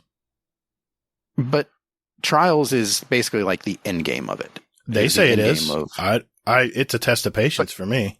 I don't care what you think. I'm just saying that as the game is designed right now, that's how it's set up. So that Strikes, you have, Grandmasters are the pinnacle event there. Yes. Trials, and I would maybe say Iron Banner as well, is the pinnacle there. Mm-hmm. In Crucible. One of them. And that basically you don't want to play Trials, so you're not doing the Crucible things besides Iron Banner to get, those rewards. So you're just looking for a different way to do that. All I'm asking, this is not a difficult argument. All I'm asking is give us... It's very difficult. No, it isn't. You're trying to casualize the grind. No, you I'm want not. all the in-game content from doing low-level things. No. I don't want in-game content. You're not wanting to do. I could care less about adept weapons. I really can't. I have a few of them. I got a couple flawlesses in Trials from some friends who helped me out, but I really barely ever use those weapons because I really don't. It's not valuable enough for me to get an adept weapon, whether it's GMs or whether it's Trials of Osiris, whatnot. But the one thing I always heard people say in Destiny 1 was just give us rewards for time played in this game. And how we want to play it is how we want to play it. That's ideally the way you want that everyone should be rewarded for playing the game, putting their time in. Give us something for our time invested in the game. And if I want to run around and do patrols all day, it's not ideal. But if I want to run around and do patrols all day and then shut it off and go play something else, then I should be able to farm materials. If I want to, if I see a cool build, if I see, oh wait, Solar 3.0's come out. Oh, wait a minute. True Vanguard has this really cool build that's working really well for him in PvP. I think I'm gonna click that dim link and see what I need to get it. And then you look at all the investment, all of the golf balls, all the prisms, everything that you have to invest just to get it to the level that he's talking about on that video. Oh my God. He's talking about much higher than someone that's going to be running around the EDZ shooting drags. If you want to run around the EDZ and shoot drags, you're going to get, eventually, a nice big collection of cores, which you can turn into prisms and then turn into golf balls. And it takes time, but you're doing the very basic stuff. And if you want to run around and do the easiest thing in the game, you're not going to get the hardest material to get. It's going to take you longer to get it. Yes, I agree. And you were asking me why I went from 1,100 core enhancement cores to like 400. It's because I had to convert them into prisms and prisms converted into golf balls to get these builds I want. But you just said this. Was that effective for you though? Was that effective? It was the only path I had if I didn't want to play GMs. It was the only path. All I'm saying is Bungie. So there you go. How about how about not making that path so crazy? Because most people don't have 8 hours a day to play the game. You don't need 8 hours. And wait a minute, you just play PvP. Go ahead, Hades. Go ahead. if you want to play a lot of PvP and make it easier, there's a wonderful thing that they added quite a bit back now, actually, called a ghost mod. That, yes, you have to get precision kills in the Crucible. Yep. To It's about every 10 occasionally games. at Prison. Yeah, it's about every 10 games. You're not You get getting extra. very many precision kills, then. Oh, no, I get... I've got multiple a match before from that mod. Or, if you like Gambit, chuck it on, kill the invaders. Every 2 or 3 invaders you kill, you'll get a core. Enhancement Prism. Or a core. Yes, you get a prism. There's no way to get a golf ball, though. You have to convert the prisms, and you got to convert 10 of those into a golf ball. The currency system is just bananas, I have man. no sympathy. I have no sympathy for anyone that has this argument because, Bungie wants you to play the game. And if you don't want to do the high-end content, then you can always just, play, farm the materials that you need, and then cash them in. If you want Or to quickly you can spend... Cool. Go ahead. If you want to quickly get a golf ball, chuck on the ghost mod for Vanguard and run yourself 10, maybe 15 if you're not very lucky strikes. As long as you shoot the bosses, not just the big boss at the end, any of the bosses, you've got a chance for that prism dropping. And then you can turn that into 15, let's make it difficult, 20 strikes. It's 5 minutes a strike? And you've then got that golf ball. You've also probably then reset your Vanguard rank as well, which gets you, That'll give you one. Extra prisms. That'll give you one That golf ball. The second reset, you get 2 or 3 bits on there that you get prisms instead of getting the other gear. So if you're playing the game, you're getting them. And I'm going to come around to my point where we just started this argument or discussion, is why not just put these at past 100 on the season pass? Because I'm grinding, I'm playing the game, I should get rewarded for it. It just makes sense. No. You do get rewarded for it. I get an Eververse Ingram every 5, and it's stuff that I already have because I play the game a lot. Just give us some materials. Okay. That's my point. No. Give us some materials. No. Why should you get so much more than me when all you've been doing is running around patrol areas doing bounties? Real simple. Value for time played. Value for time played. But I can play the same amount of time, and if I don't pick up Devrim's bounties that make me want to throw myself off of his tower, then I won't do get public that events because I'm just playing the game properly. I'm playing the game in the way that I enjoy by doing Crucible with my Ghost mod equipped. I guarantee I'm getting more that way than you'd be getting if you got a prism every rank level, especially as they're not the same amount of XP for each level. Once you get to rank 200, it's probably going to take you as much XP as it's going to take me to get from 80 to 100. Well, I think we all have valid points here. We're just pulling from different directions. We all agree that we should be able to get these items if we want to make builds. No. I'm gonna give you a real life example. We don't agree to that. No, I'm gonna give you a real life example. Are you even hearing me? I am hearing you. You told me last week when Brittany was on that you had a guy who was trying a build because he saw Rick Kakis on YouTube, and then he's tried it. No, he wasn't trying a build. He was trying to set up. That's not what I said. No, Rick Kakis said that this was probably the easiest season to get the Conqueror title, and he went into the GM and he was not prepared for the GM. He didn't have the right mods on and stuff like that. That's what I said. And what did he say? What happened at the end of that game? He had a very disparaging remark towards Rick Kakis. And left. So I wonder if he'll be back to play another GM. So if he doesn't want to play GMs, how is he going to get these golf balls other than just to frickin' grind the enhancement cores into prisms and prisms into golf balls? Okay. Can I just be and the season pass, yeah. Okay, well, you know what? Okay. So there's a guy in our community. I would say a majority of people know him. His name is Dado. And he will do a thing occasionally where he'll say, okay, he's going to don his elitist hat. And so I'm going to don elitist hazel hat. Okay. All right. Now, okay, buckle up, everyone. Okay. So if you don't want the material, or you want the materials, but you don't want to do the in-game content to earn them, you don't deserve them. There it is, right there. If you don't do the materials and the ones that they give you for free and you don't want to grind for them, you don't deserve them. No, I am grinding for Pure them. and simple. I just don't want to have to play elitist Grandmaster Nightfalls. But grinding for them is basically, that's the easy way to get them, honestly. It is. If you don't want to do that and you don't want to do the high-end content to get them, then you don't need them, because the stuff that you're doing, you don't need the high-end materials for. I disagree. Just want them. I disagree.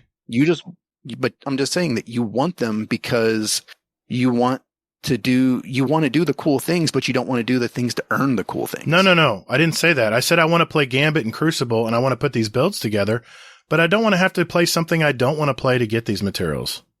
And yes, I heard you.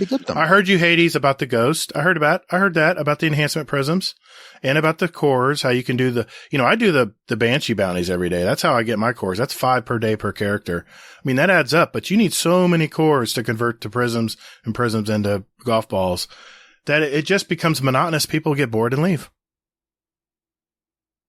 And when they have Void 3.0 and Solar 3.0 and everyone's getting crazy about it, every week there's a new build someone's found out about. There's no way the average player, okay, I'm not going to say that. There's no way the person who plays this game on a pretty consistent basis can get and try these builds out without having these materials to masterwork stuff. That's all I'm saying. So why you not? only need to masterwork it once. I'm saying you only need to masterwork it once. Okay, yeah. I you know what? I agree. I do have. And they also remove the cost of bounties, or not bounties, but they remove the cost of switching out mods. That they did. But my Winter's Guile grips, yes, I agree. They only have to masterwork them once. But what about those boots? Got to masterwork those. Those are 3 golf balls. 3 golf balls to masterwork those.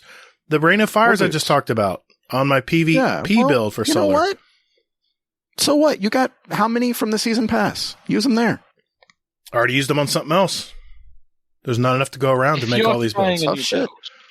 If you try a new build, do you masterwork every bit of armor before you? Yes, because I go to D2 armor picker, and you put the assumption that everything is masterwork. That way you can max out your stats. You're getting +2 to all your stats when you masterwork something. It makes perfect sense to masterwork your armor because you get +2.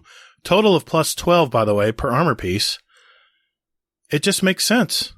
It's like you add that up. That's literally 5 pieces of armor at +10 with two, all your different things +2.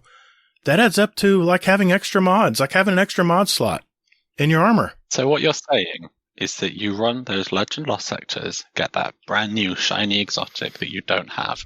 Mm-hmm. You masterwork it before you put it on and see if you like it. No. I've just got that new helmet, the Blight Ranger helmet. I haven't masterworked that because honestly I couldn't care less this season. I might like it next season. But hey, exactly. I'm getting 8 golf balls next season for free. I'll do it then. You don't need to masterwork everything before you use it. You're going to try it and go, okay, yep, I like this exotic. I will put the effort in to masterwork it to get those extra 2 stats on everything. If you masterwork everything before you try it, you're wasting everything. You're wasting the materials. Oh, I'm not saying doing that. I'm saying you try the build out, you like it, it's just synergistic, everything's working. So now you want to max out your stats. You want to get some 100 resilience because you're impossible to kill with a 100 resilience. I mean, they've changed a lot of the rules of how a lot of these armor perks work. And they're going to keep changing them. Yeah. That means more materials, more moving stuff around, more pieces of armor that you need to master. You still have to play the game. I'm not saying I'm not playing the game. All I'm saying, it's very simple. Just give us... Oh, I know what you're saying. Just give us some materials past 100. It's not that difficult. It's so easy to do, Bungie. No, don't do it, Bungie. Because once I hit 100, I pretty much lose the motivation to keep playing because there's nothing else to get from the season pass. And I have all the Eververse engrams. Other than occasional Bright Dust I get on occasion, which is about every 7 or 8 engrams I turn in. That's 70. That's 40 levels, 40 to 50 levels to get those 5 engrams. So I'm just saying, it's not a difficult argument here. I'm just saying, give us some other ways of getting it. No, you're making it difficult. You're being the elitist telling me, no, if you don't want to play GMs, then you, you can't have the materials. I'm not saying that. That's what you're saying.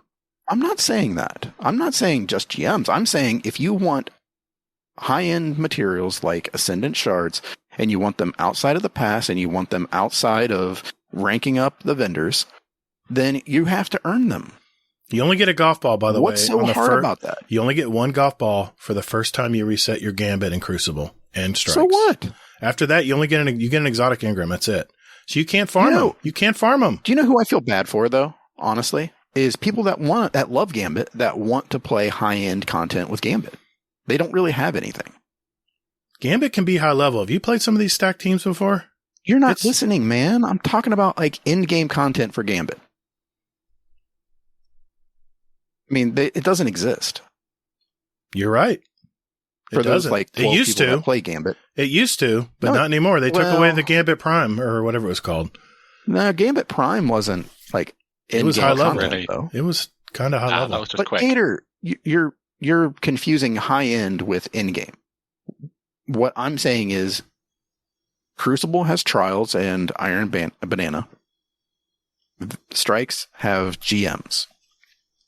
Gambit doesn't have any. And PvE has raids, which I might bring up this matter also. You don't get golf balls from raids either. I've gotten a couple. It's RNG. It's very, very, very iffy. It's not guaranteed. If you're going to farm something, you got to know when you hit that number, you get the material. Hey, so are you still at the tower?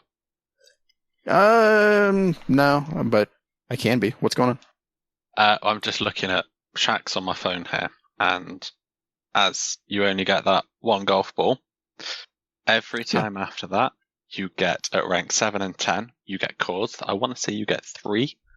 You do. Each one of them.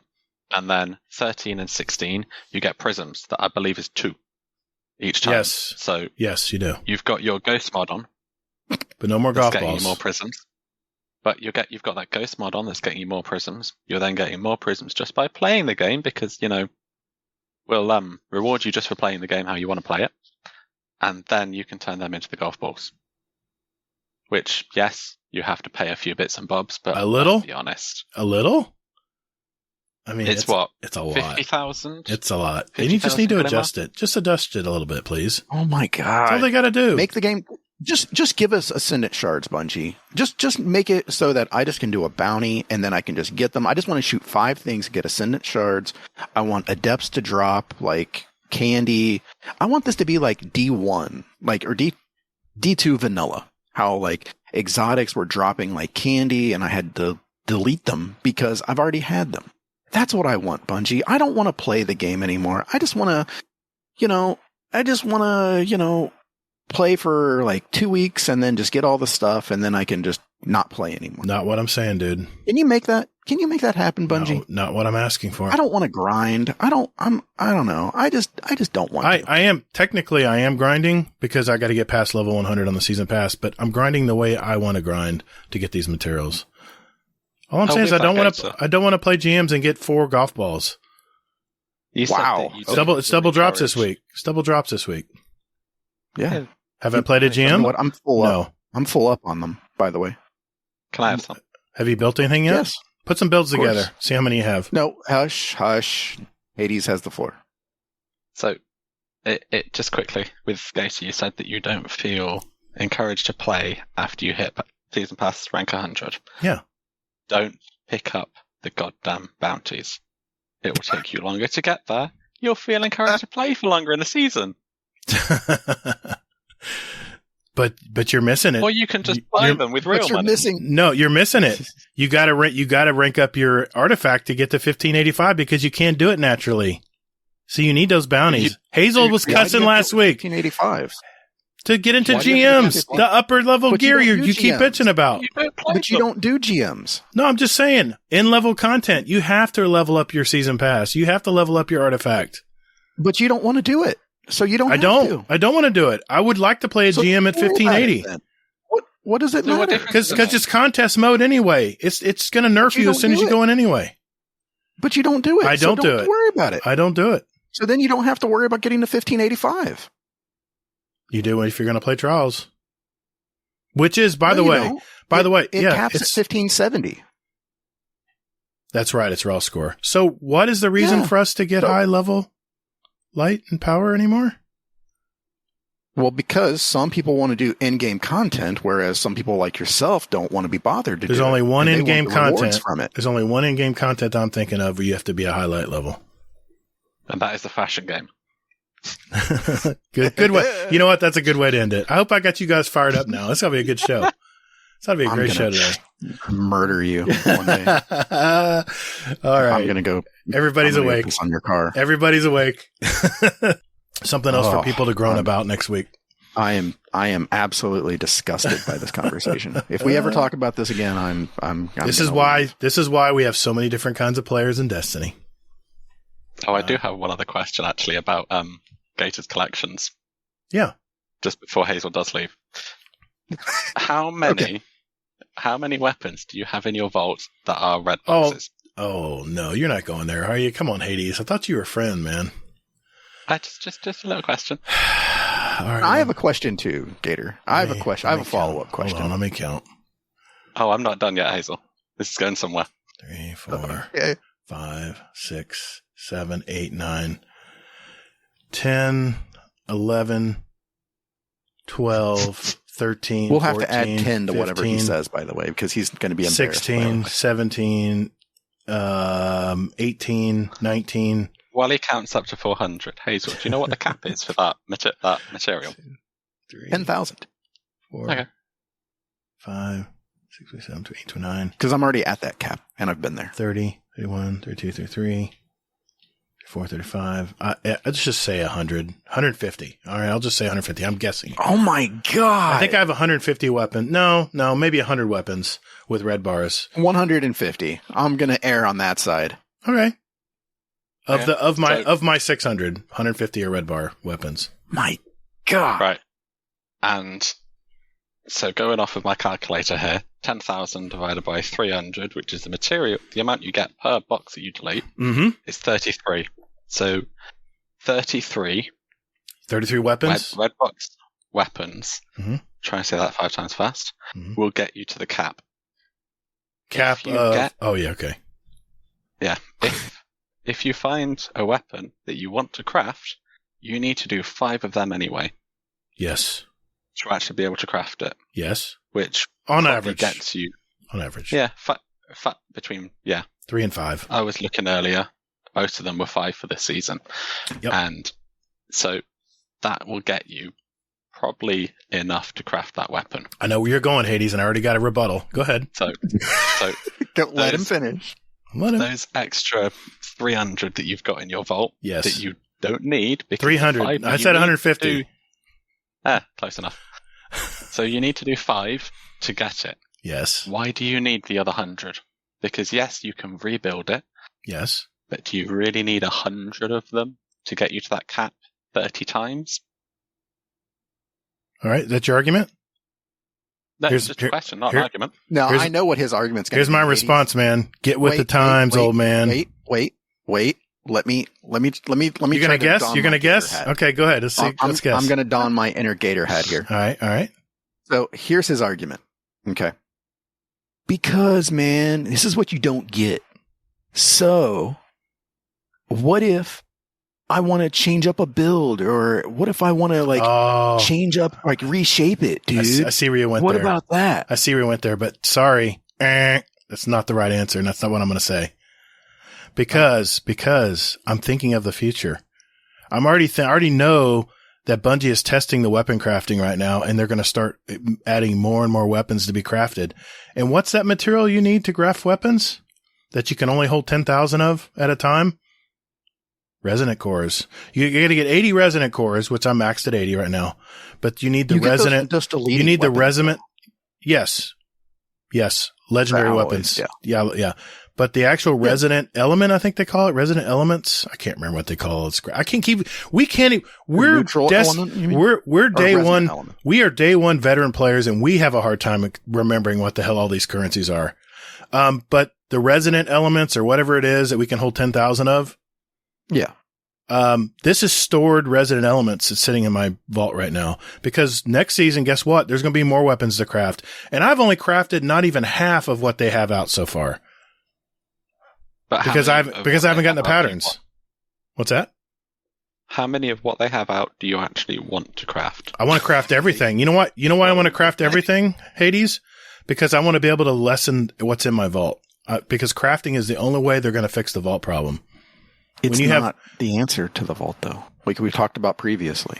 Because not everything's craftable. So you have to keep the weapons with all the different roles that you want for situational, whether it's Crucible or whatever. Yeah. So you have to hang on to them. Crafting it is useless. Crafting it is useless because you still have to reshape the weapon and you lose whatever it is that you reshape it to.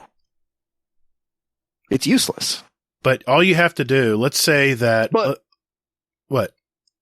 No, I'm just saying that's what you said. You're but no, I'm just giving you an example here because we're talking hypothetically here.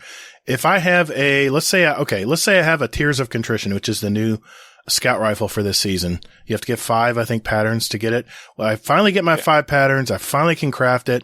I have to get a level 17 or 20 to unlock all the items on it for one, which is a lot of kills, by the way.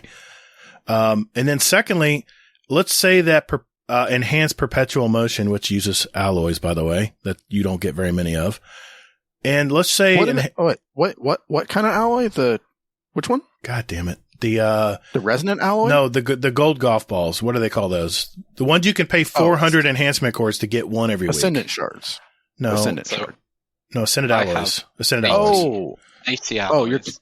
You need those for enhanced alloys. Yeah, you need those to get the enhanced perks if you're going to once you get the gun to level 17 or 20, then it unlocks the enhanced perks. And let's say enhanced perpetual motion is what I use Tears of Contrition for in Crucible, right? And let's say, okay, I'm going to go back to PvP and do some dungeons, right? Perpetual motion is not really going to work for me there because I could care less about strafe speed. I want to do 4 times a charm enhanced instead. So all I have to do is go to the gun crafting area, pay my, 300 of resonant elements, stems, whatever the hell they call these things. And then boom, the gun's ready to roll.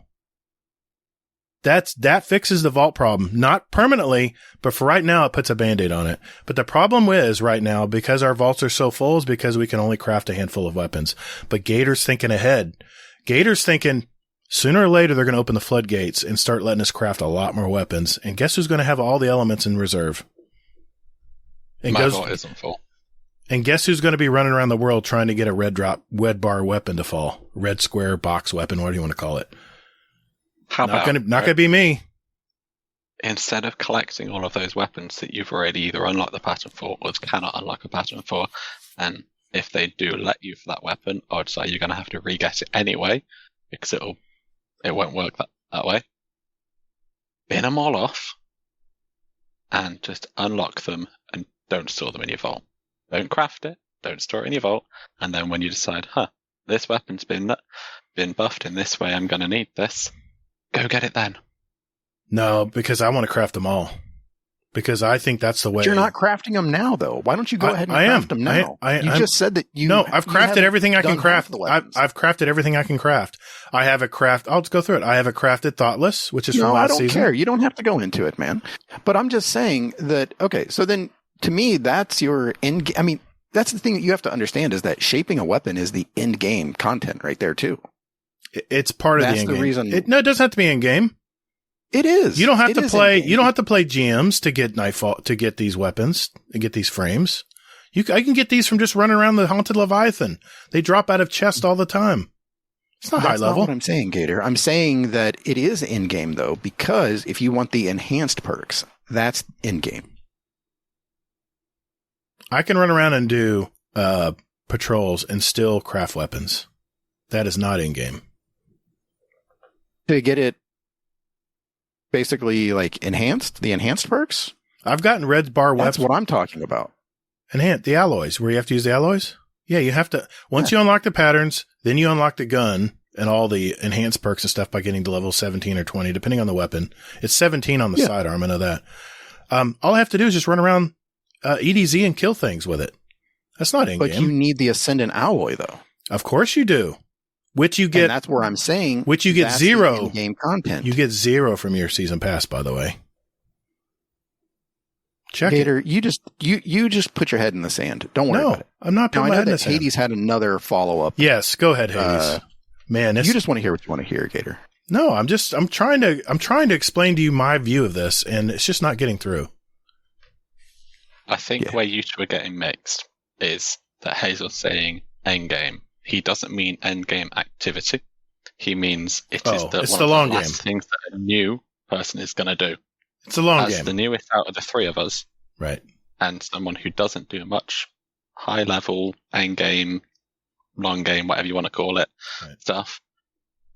Apart from the ones that the Witch Queen campaign made me craft, bet you can't guess how many weapons I have crafted that I actually use and wanted to craft.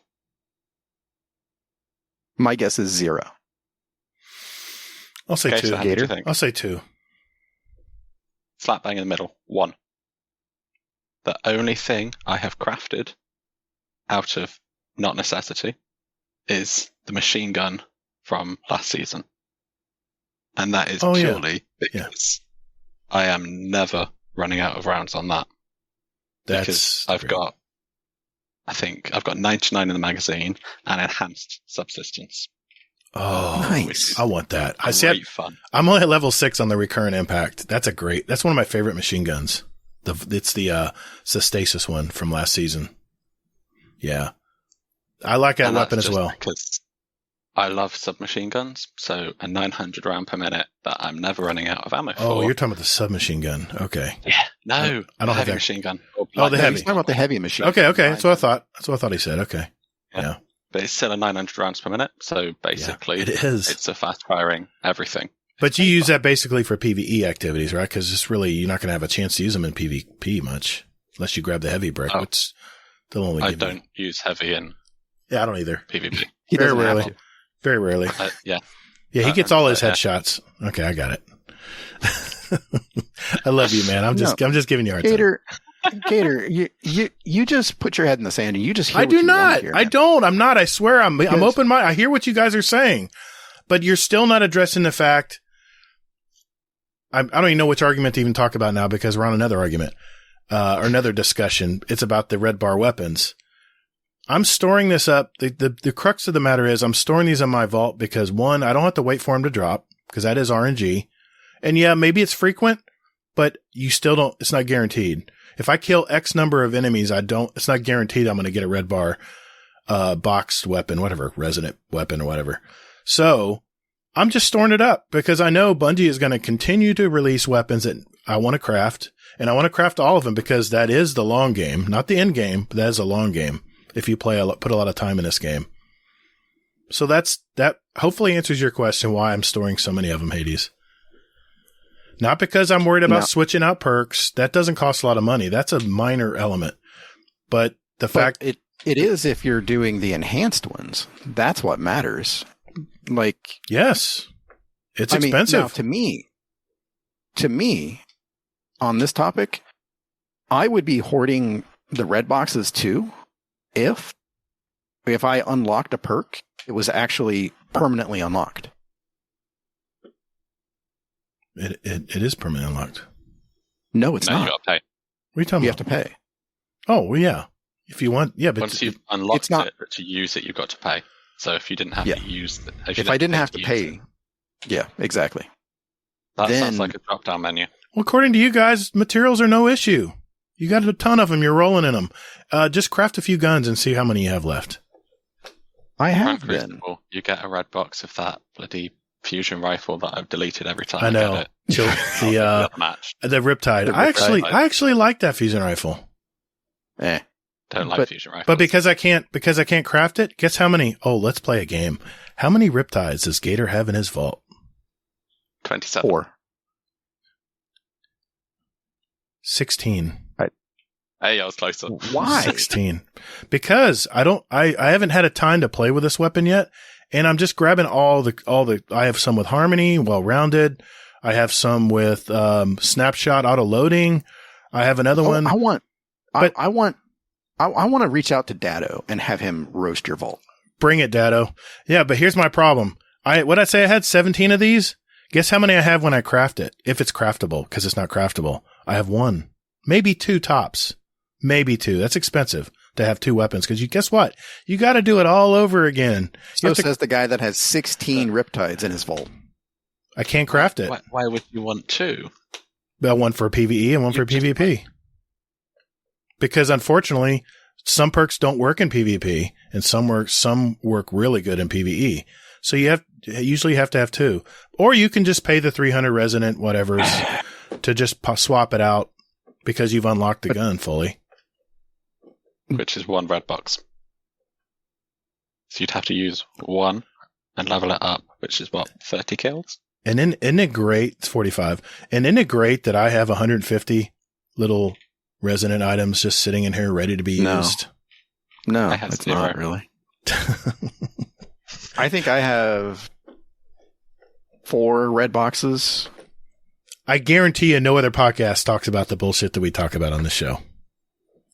Yeah, because at length. That's right. You should be happy about that. No, because you're the reason why I stayed there. Yeah, you're the reason why I am going to, we switch from alcohol to CBD. CBD? Come on, man. I mean, I'm very quirky. I play Destiny for different reasons than a lot of people do. So then don't assume that your issues are everyone else's issues. I'm not assuming that. I'm just having a different viewpoint than maybe the mainstream does. But you are. You're like you going on Twitter and Reddit and you're saying, hey, this is a problem. And everything else. And I didn't say it was a problem. For the record, I said, what do you guys think?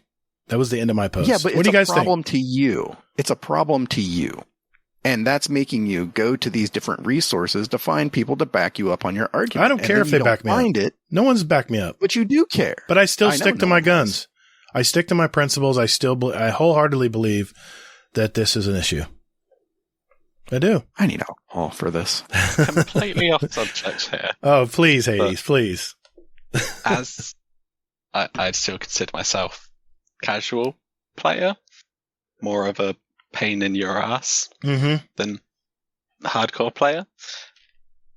I find a weapon I like with a perk or 2 that I like.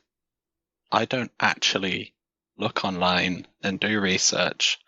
I think I've seen 2 build videos, and one of them was because someone posted and it said get Blade Barrage in 25 seconds. Right.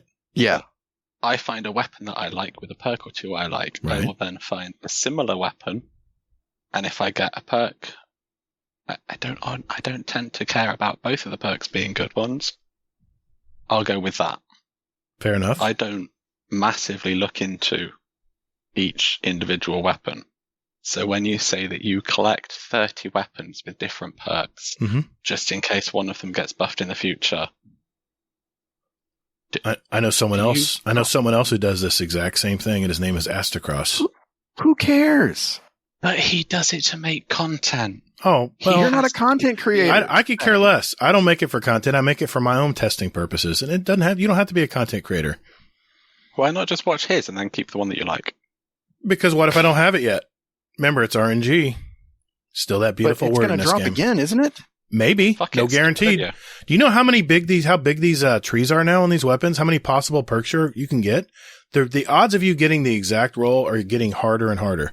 That's why I hang on to them.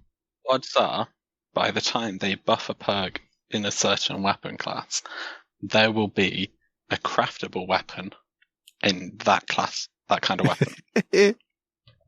So Hades, I love you, don't man. need those weapons from 6 months ago. Then I'll get rid of those weapons and hang on to the craft. Because crafting, if Riptide was craftable tomorrow, if Bungie went on Twitter and said, hey, starting a reset Tuesday, you can now craft the Riptide however way you want it. Then these 17 that I have in my vault would be gone. Because I already got the red boxes, I already got the patterns ready to extract. but they haven't done that. So I have to wait for I have to get different roles and see what works best for my play style. And I just haven't had time to get around to doing it yet, but they're there. If I'm ready to test it. Do you like rapid fire fusion rifles? I love them. I love rapid fire. In Yeah, fact, rapid fires are sort of like the way to go. I still have a Destiny 2 vanilla rapid fire frame fusion rifle that I refuse to get rid of. And I'm looking it up right now. It is called the Pearlium FR3. Doesn't have much range. It does have snapshot sights and rangefinder. So it helps me a little bit on my, and it has one of the scopes because zoom is everything in Crucible. It has the high zoom scope on it, which not many of the weapons today have. Bungie has kind of gone away with scopes and gone more to barrel perks. And I refuse to get rid of this because I can still use it. Bungie's getting rid of scope perks and things like that, I think. Yep. So I think I read that somewhere. So that's why I still have it and I won't get rid of it. Another thing, it's in my vault. Okay, so you like the rapid fire. I love them. Do you have a collection of precision or high impact ones? Not as many. Yes. I mean, I have the God roll, I'm looking here. I'm not a fan of Snorri. It has about the same charge up time as my Telesto, which I've been able to time pretty good from using it. But burn it.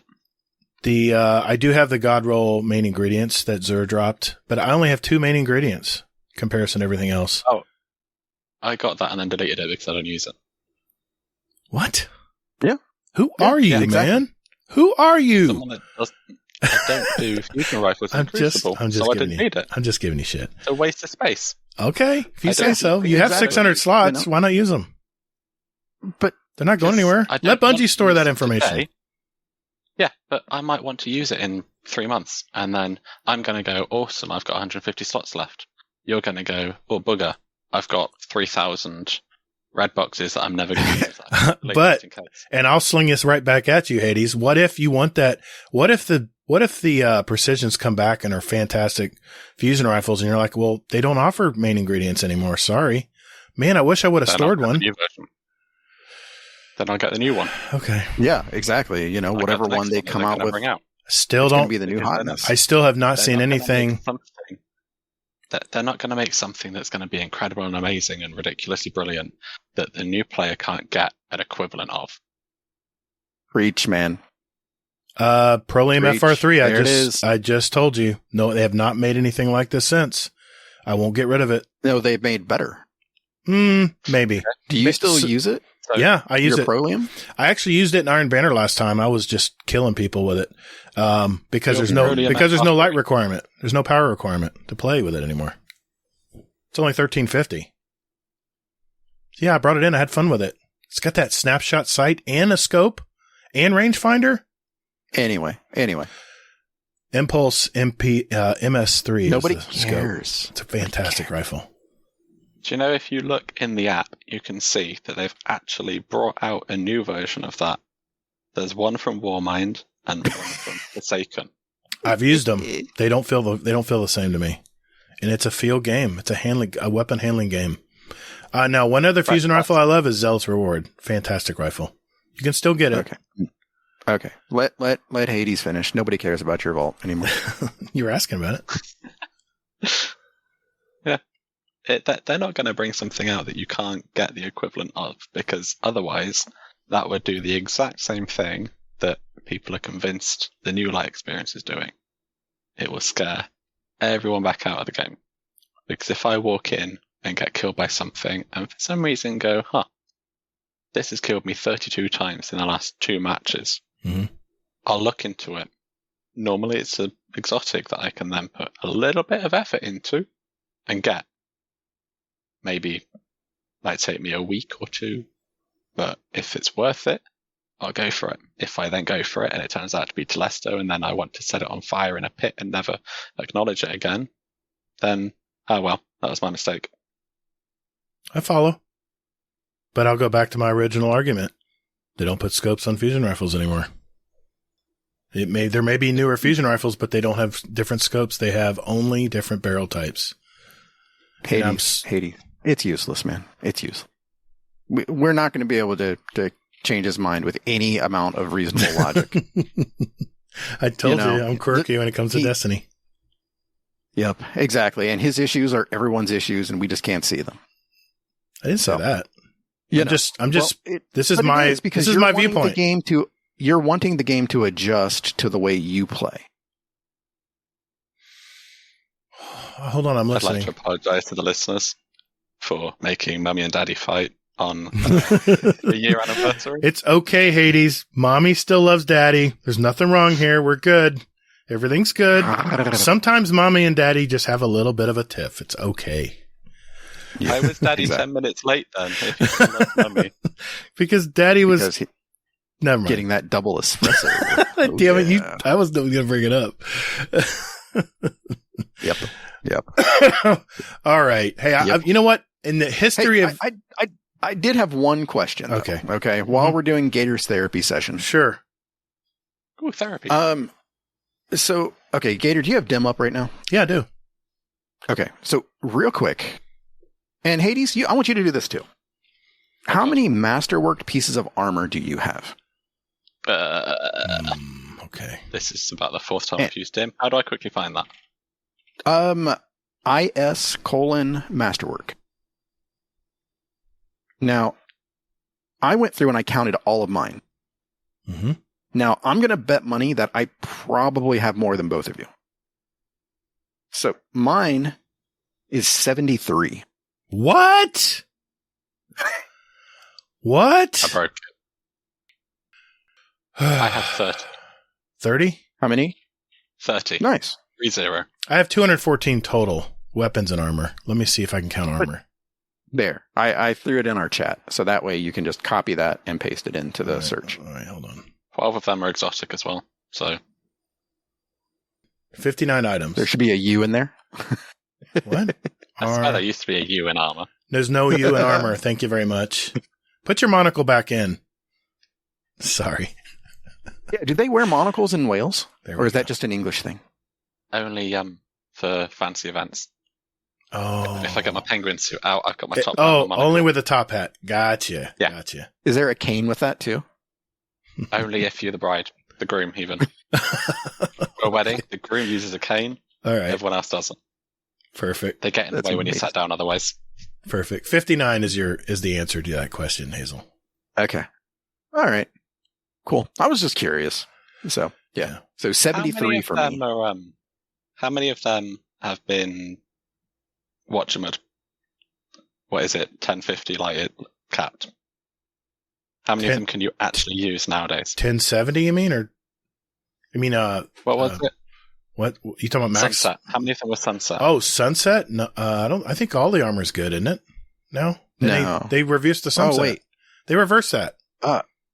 No, they didn't reverse it. Because stopped anything. I found future.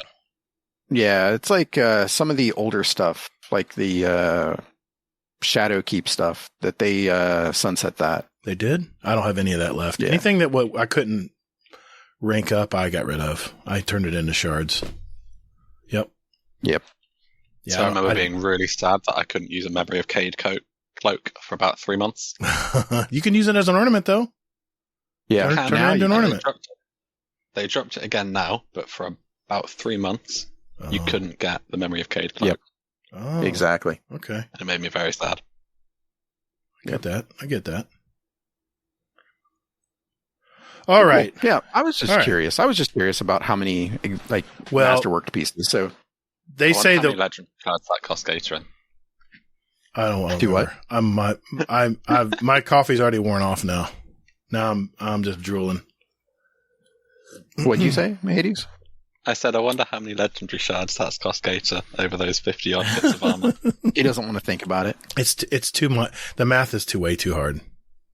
Too hard. Yeah. That's way too early.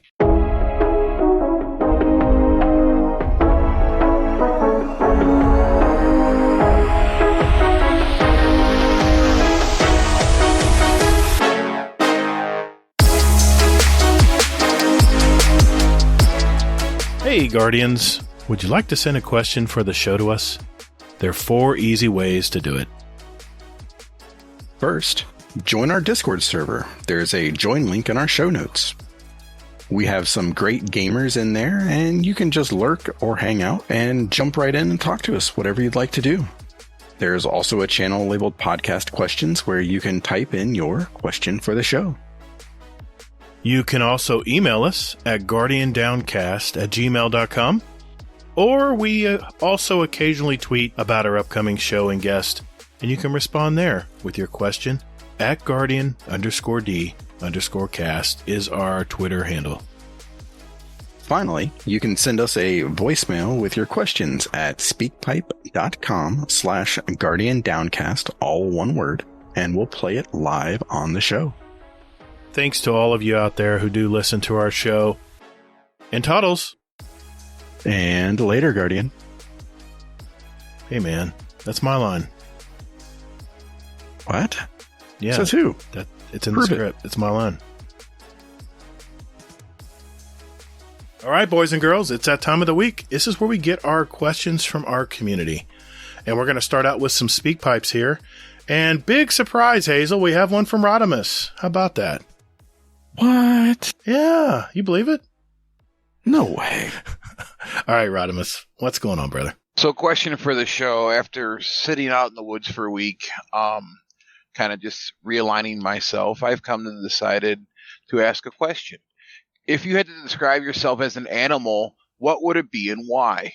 I would pick a bear because I could be cute and fluffy at times, but at other times I can completely rip your face off if you decide to hurt someone around me. And by the way, Gatr, how come you didn't miss me while I was gone, but Hazel did? I feel a little hurt about that. What? I didn't even know he was gone. That's even worse. It was probably, you know what? Ouch. It was probably the week I was not in the Discord much. Sorry. You better edit that out, man. Sorry, buddy. I think it was the week after that, actually. Probably, yeah. Yeah, I think it was. Nah. Because he was the week after RNG was away. Oh, okay. I'll edit that. Don't worry. All right. What animal would you be, Hades? A cat, probably. Because I can just do nothing. That sounds amazing. Lie around, do nothing. Eat when I want, and if someone annoys me, it is perfectly acceptable to bite them or scratch them and then walk away. That's definitely a cat.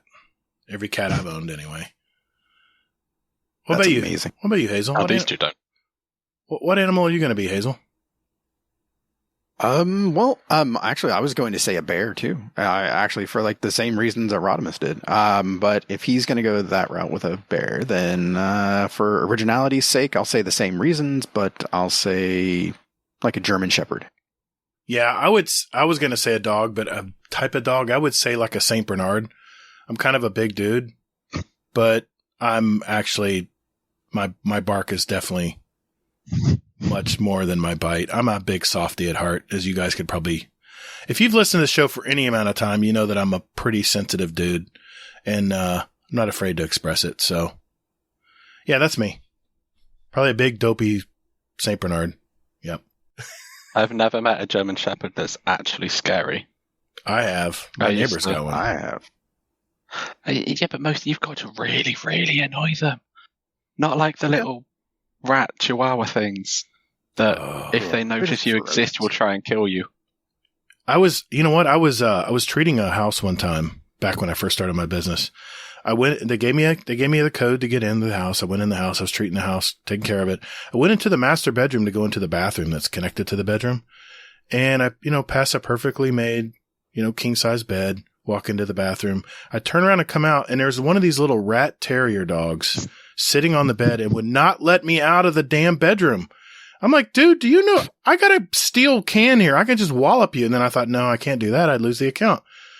So this dog terrorized me and would not let me out of the damn bedroom. So yeah, props to little dogs, man. They can be ferocious.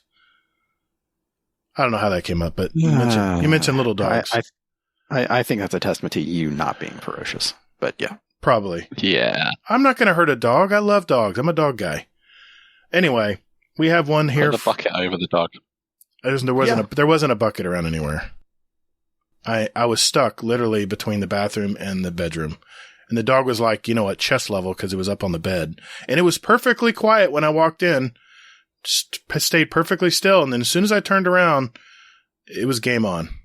That little shit. Quickly lob the sheet over the dog and leg it. I couldn't even get close to the bed, dude. It was already snapping at me. It would not let me near it. Shut the door. What door? It was open. It's all an open room.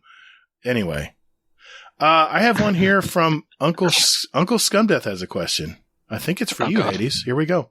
Yeah, I got a message about this. I'm scared.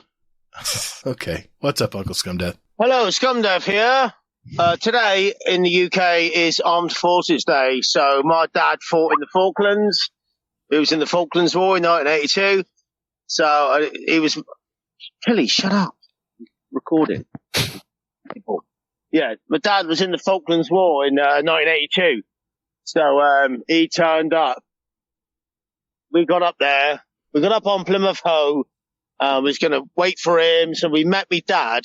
The thing is, all the veterans were wearing suits with their medals on. But my dad turned up. He had his beret on. He turned up with a massive Welsh rugby puffer jacket with his medals attached to the puffer jacket. I'm like, what the fuck have you turned up like? Everyone's smart as fuck in their suits. And the old man turns up in a Welsh rugby bloody puffer jacket. Fucking medal, all his medals attached. He fucking stood out from the fucking crowd. So like, oh, Dad, you fucking disappointed us big time, like, you know. But, you know, he did the march and that, and it was really cool. But while they were marching, I was there with all my family and that. My niece was there. We stood there waiting for the march to come back around. And a seagull shat right down my niece's fucking cleavage, right all over her tits. She didn't have a cleavage out, but it just went straight at her top of her tit and then went straight down into her top. It was fucking loads of it. Loads of seagull shit. I was funny as fuck. It's just a comedy of errors. You can't write this shit in my life. My dad was embarrassing, and then my niece gets shat on. She said it hurt when it hit, so it must have been from a fucking distance above. So I don't know what question to ask, but this is a question for the show. When was the last time you thought, I can't believe this shit, what's happened today? Anyway, I don't know if that, I don't know. Anyway, I love you all. It's been a great day. I'm out with the dogs now, just to try and get some fucking peace and quiet. So, love you all, and I don't expect you to answer this, fucker. Good night. Goodbye. Love you. I actually have an answer to this, but hey, this wasn't the one for you, Hades, by the way. Sorry, my bad. He does have another question for you directly, but that was amazing, by the way. That was great. Oh, that's brilliant. That was great. Just a quick story here. I got a brand new truck, and it's a nice bright red truck. I brought it to the car wash. I was going to the gym with my son, and we have to park in a parking lot, and there's little parking lamps, in the middle of the parking lot to light it up. And I parked underneath it because I don't want to park near anybody. I don't want anybody dinging my doors and stuff or pissing on my hood, Hazel. I knew that was you, man. Anyway. Keep it up and it will be. But no, I came out and my truck was white with bird shit. I mean, it was white. It was like someone painted the truck white. It was so bad. And it didn't come off easy. I tried to run it back in the car wash again and it didn't get it off. So I can relate to the bird shit incident. It can be freaking nuts. You guys have anything to add to that? Uncle Scumdeath's story. Yeah, go for it. Yeah, I have one, but Hades, do you have one? I don't think I've got anything quite that good. About the last time you thought, I can't believe this? This will let me know whether or not Pardis has listened to this. So, I got a new car just over a year ago, and I wasn't the biggest fan of it. I was debating getting rid of it, and Pardis is learning to drive. We didn't think, really, at all. So she went off, had a blood test. I think they took like 4 or 5 vials of blood, so it's quite a lot. And then we went up at the top of the mountain. There's a big car park. and thought, we'll give it a go. She can have a go driving a manual car because she used to have an automatic and was all right with that. We made it a good 10 seconds, maybe in American 10 feet, maybe. Mhm. And I then didn't realize that she kind of half passed out Oh, until we were about to hit this fence. I was panicking because the other side of this thin wooden fence was a cliff. what? Like, to Holy be fair, shit. There was a ditch before, so we would have been fine. So I was then going, brake, brake, brake, brake, kind of shouting a little bit, and I can shout quite loudly. Luckily, I tapped it out of gear because she came to me screaming the word brake. Slammed her foot on the first pedal she could find, which happened to be the accelerator. So me having knocked it out of gear was quite useful. Saved the rest of the car at least. Yeah, it did. But So it just revved up. You had it neutral in. I had it in neutral, but it was still rolling at about 5 miles an hour. Oh my god. Just enough to crack and quite massively dent the front bumper. Oh my god. That I fixed it ish. You can tell it's there because the paint that I bought that was meant to be the same color is quite a bit of a different color. Oh no. So I then couldn't just take it back because I'd had the car 3 days. Oh my I was going to give it back to them and say, yeah, no, I want a different car. But I couldn't then. She still feels bad about that one, to be fair. What do you mean? That's definitely worthy to talk about. Yeah. Yeah. Wow, that's crazy, man. But basically, if you have a lot of blood taken, maybe at least eat something. At least eat something before you go and learn how to drive. Or be hydrated. Drink a lot of water. Blood's easier to take, That's too. bad for you. Water's bad for you. Have a cup of tea and some biscuits. Oh. Okay. That's true. He has a point. Our biscuits are different to your biscuits.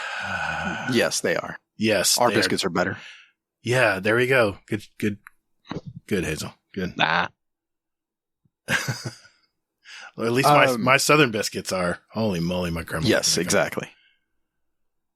My answer to this is every week I go, I can't believe this. So, yeah. What? What are you talking about? Talking about the show? Next question. What do we have for the speak pipe? Damn it. Okay, yeah, now we have one for Hades. Question for Hades and the show. What is one thing that you like to collect outside of the normal person? Abnormal collections? Is that what he's asking for? Like weird collections? Yeah. Oh, God. I have a collection of stuff that I acquired when I worked in pubs. And I say acquired loosely. I picked up a few glasses from the drinks that we served. I've got a few bar mats. Nice. And yeah, I got a few of the little tap lights that say like what beer it is that they put on the front of the taps. Oh, nice. You see, that's what I thought, and then I was told we weren't allowed to have them out in the kitchen because we're not having the kitchen look like a pub. What's wrong with that? Exactly. So they're now in a box in the spare room that maybe might come out one day. Aw, I'm sad. Come on, we'll get Parlous on this. So we'll work on it. Come on, we'll peer pressure her into. You know what? We could just start posting some pictures of cool looking kitchens and stuff. Yeah. Yes, I like that idea. Parlous, what do you think of this? This looks kind of cool. I've got some on the floor here as well, actually. See, what about Oh, what? No, someone's run over that. Have you heard of Hop House? Say what? The Guinness. You know the Guinness beer? Yeah, Guinness. They made a lager called Hop House 13. No. I have a lovely metal plate of that. Nice. That's been run over by a chair now. Oh. That sucks. Gives it character, it looks all right. We'll still work on it. That's what friends do, man. Yep. All right. We'll take care of that. We'll give you your own channel. Yeah, there you go. Done. Oh, God. Crazy collections, Hazel. Mine would probably have to be movie tickets, like I mentioned before. Yeah, that's right, on our other podcast. Yeah. Yeah, cool. Yeah, I couldn't believe you when you said that. I couldn't believe that. I was like, I actually used to collect concert tickets, but not anymore. But no, I would say it's my my vault is probably the most wacky collection, right? With all those red bars. Yes, it is. Okay, moving 100%. on. Moving on. I was so tempted to say legendary shards. I have 17,000 of those. Give them up. Thanks, Bungie, for that that glitch you had that you've now stopped. You know what though? What? I was thinking about this, and I think that you may have hurt the new player that you are so invested in, like, helping by doing that. No, not at all. Yeah, because now Bungie has to raise the, they have to raise the cost on everything because all these people did that glitch.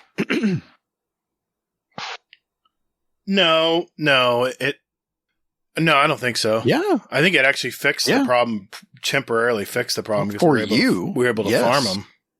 Dude, I don't know about you, but I swear everyone was going to raise the cost of them. Everyone was around that cryptarch when I went to the tower, so it wasn't just me. Now, don't point the finger just to me. Everyone was doing it. Word spreads fast in the Destiny community. Yeah, but I'm saying you're part of the problem there. Yeah, but it's a shooter-looter. Of course they're going to collect the thing if it's something they shouldn't be doing, because otherwise they're behind people like you that have far too many. I've just checked. I've got like either 12 or 17,000 legendary shards. I do now That's because cool. of that, but I only had like less than 2,000 before. It's because you spent them all. I did, making builds. I know. You were on the same page. All right. Are we? Oh god, we got to get back to this. No, we're not. We're not, because I'm moving on to the next speedrun question. Damn it. We're moving on to the next question for Hades. Let's see who this is from. Question for Hades. What is your favorite Pokemon and why is it Bulbasaur? So, Hazel, I love you. Yeah. And you love me. I have never played Pokemon. Makes two of us, buddy. That's fine. Makes two of us. But if I had a favourite, it would be Charmander, because I had a little Charmander toy when I was a child. See? And he's cool. Exactly. Perfect. But apart from that, I've never, ever played Pokemon. It's okay. Nothing at all wrong with Nothing that. wrong with it. Great choice in Pokemon, though. Great choice. What's wrong with Charizard? My son had him, I think. I didn't. I had Charmander. About. He was tiny and adorable. Okay. Yep. Okay. Exactly. And Charizard's Git. Oh! I saw enough of the TV show to know that Charizard's a little Git. Yeah, Charizard was a little moody. So, yeah. Yeah, that's why my son liked him so much. I don't know. This is the one from Uncle Scumdeath to Hades. Here we go. Hello, Scumdeath here. Question for Hades. I've just been yapping to my missus and I was sat up on the kitchen side where we prepared the food. I did a massive fart on the kitchen side. She went mental on me and gave me fucking load of beans, like. So, I was quite proud of myself, but she hated it. So that's where we prepare food. I thought it was funny, but she didn't. So my question to Hades and the host, is this something you've ever done? Or is this something you might try in front of your partners? Because I tell you what, you certainly get a reaction. Oh, God. What do you think, Hades? Love ya. So, our kitchen, the space that we have is either slightly underneath cupboards, so I wouldn't be able to sit there because I'm too tall, or we have a tabletop dishwasher on the other side. We do, however, have a little chair in there so that I can annoy her while Paulette is making food, but that would be where I'd sit. Mostly because like a space, but partly because I do value my life a little bit too much to climb on the counter.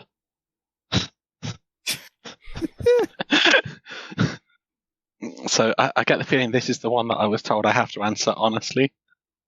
Yep. But yeah. Yeah, no, I would not do that. Yeah. Probably Yeah. not the best of ideas there. Especially not in the room with the knives. Yeah. Yeah, my anniversary's coming. I plan to live to make it there, so I'm fine. That's funny. Would I do this? Probably not. I don't have to because I have a daughter and she is all about that stuff. So she's all the time doing that. She can get away with it though. She's adorable. That is true. Yes. All right, moving on. Rodimus has 2 more questions, and then we'll move on to our Discord. Here we go. Question for Hades. Are you okay? If you need help, blink twice. Oh, shit. Where's the speak pipe? You can't see you. Say you like pineapple on pizza if you need to be rescued. Cute Rodimus.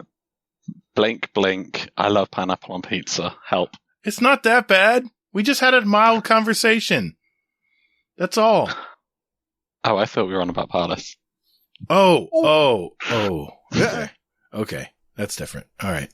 But yeah, that too. Okay. So- Okay. However, I do like pineapple on pizza. It's amazing. As you should. If you don't like it, then you're lying to yourself. I've tried it. You've never tried. I've tried it. Don't like it. Moving on. You have not tried it. Rodimus, take us out. Last question. Here we go. Question for the show. If you guys could have a billboard be out on the street for a week, what would you put on it and why? Oh, I can't wait to hear this. We'll let you join in on the fun, Hades. What do you think? Billboard. Billboard for a week. A week. Probably I'd put it outside of Brittany's house with hashtag Team Hades. And I want it to be proper neon, bright purple letters pointing at her bedroom window. Oh my God. I'm almost afraid to ask Hazel. What would you have on your billboard, Hazel? I think I would do one. I'd put it outside of Bungie Studios and have it say shit's broken. XOXO Guardian Downcast. Okay, I'll take that. That's nice. I like that. I like it. Mine's simple. It's what I say at the end of every show is be good to each other. Short and sweet. All right. All right, Hazel, let's move to the Discord. We got some questions for Hades here. Let's get those taken care of. I'll let you start with the first one. Good luck going through that, by the way. I'm just looking for thumbs. So. Yeah, look for the thumb. Okay, so I'm going to start here. It says GF Hades. I guess I don't quite know what. I guess Q. That's what I was thinking. It's from Parlis. Pineapple loves Spitty. Question for Hades: why is it Team Hades when we all know that I'm the brains of the operation? Ooh. Because Hades is consistent across things. She's down as Parlis Spite in here and on PlayStation, and Stephanie on Bungie. So, also Hades is so much easier than Team Parlis Spite. But Team Parlis does have a nice ring to it, though. It does kind Parlis of. team. Yeah. And Hades sounds cooler. Well, Okay, possibly. On that same, and I started it. On that same vein, some great gal in our Discord, Chaos Brittany, Chaos Apprentice Brittany asked, question for Hades, how did you bribe Hazel to switch to Team Hades? I didn't have to. Hazel has always been on Team Hades and has always been a fan of me, hence why I'm an admin in the clan. I definitely did not annoy him or get bribed. Bribe him into that. Using the clan card. Wow. Okay.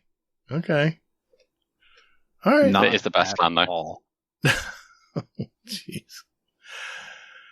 All right. Hazel, what else we got here? We got a lot for Hades today. Yep. A question from Frostbite Dad Prime. Question for Hades. Why is Team Brittany better? Ooh, good question. It isn't. Good answer. It isn't. Good answer. Simple. It may be bigger. However, Bigger here at Team Hades, we do not go for quantity, we go for quality. Hence why we have the best podcast host and What? the best PvP player. Oh, people! What? Now you've gone too far, man. You've gone too far. Me and Hazel last week talked about doing maybe a fundraiser where we would 1v1 each other. I don't know. We'll think about it. No, we would do Team Hazel versus Team Gatr. Yeah, that's right. Yeah, I know it's been a couple days. I since we know did that. my mind's a little foggy, but I think we said something about that. I have a question here from Chaos Apprentice Brittany again. Question for Hades: when are you going to send Rodimus $20 to delete his Titan? When I have $20 Okay, and his address. there we go. Hey, I'll be honest. I absolutely lost it when you were like, "Hey, I need to send $20 or I need $20 in US," and Parlis chimes in and goes, "Excuse me."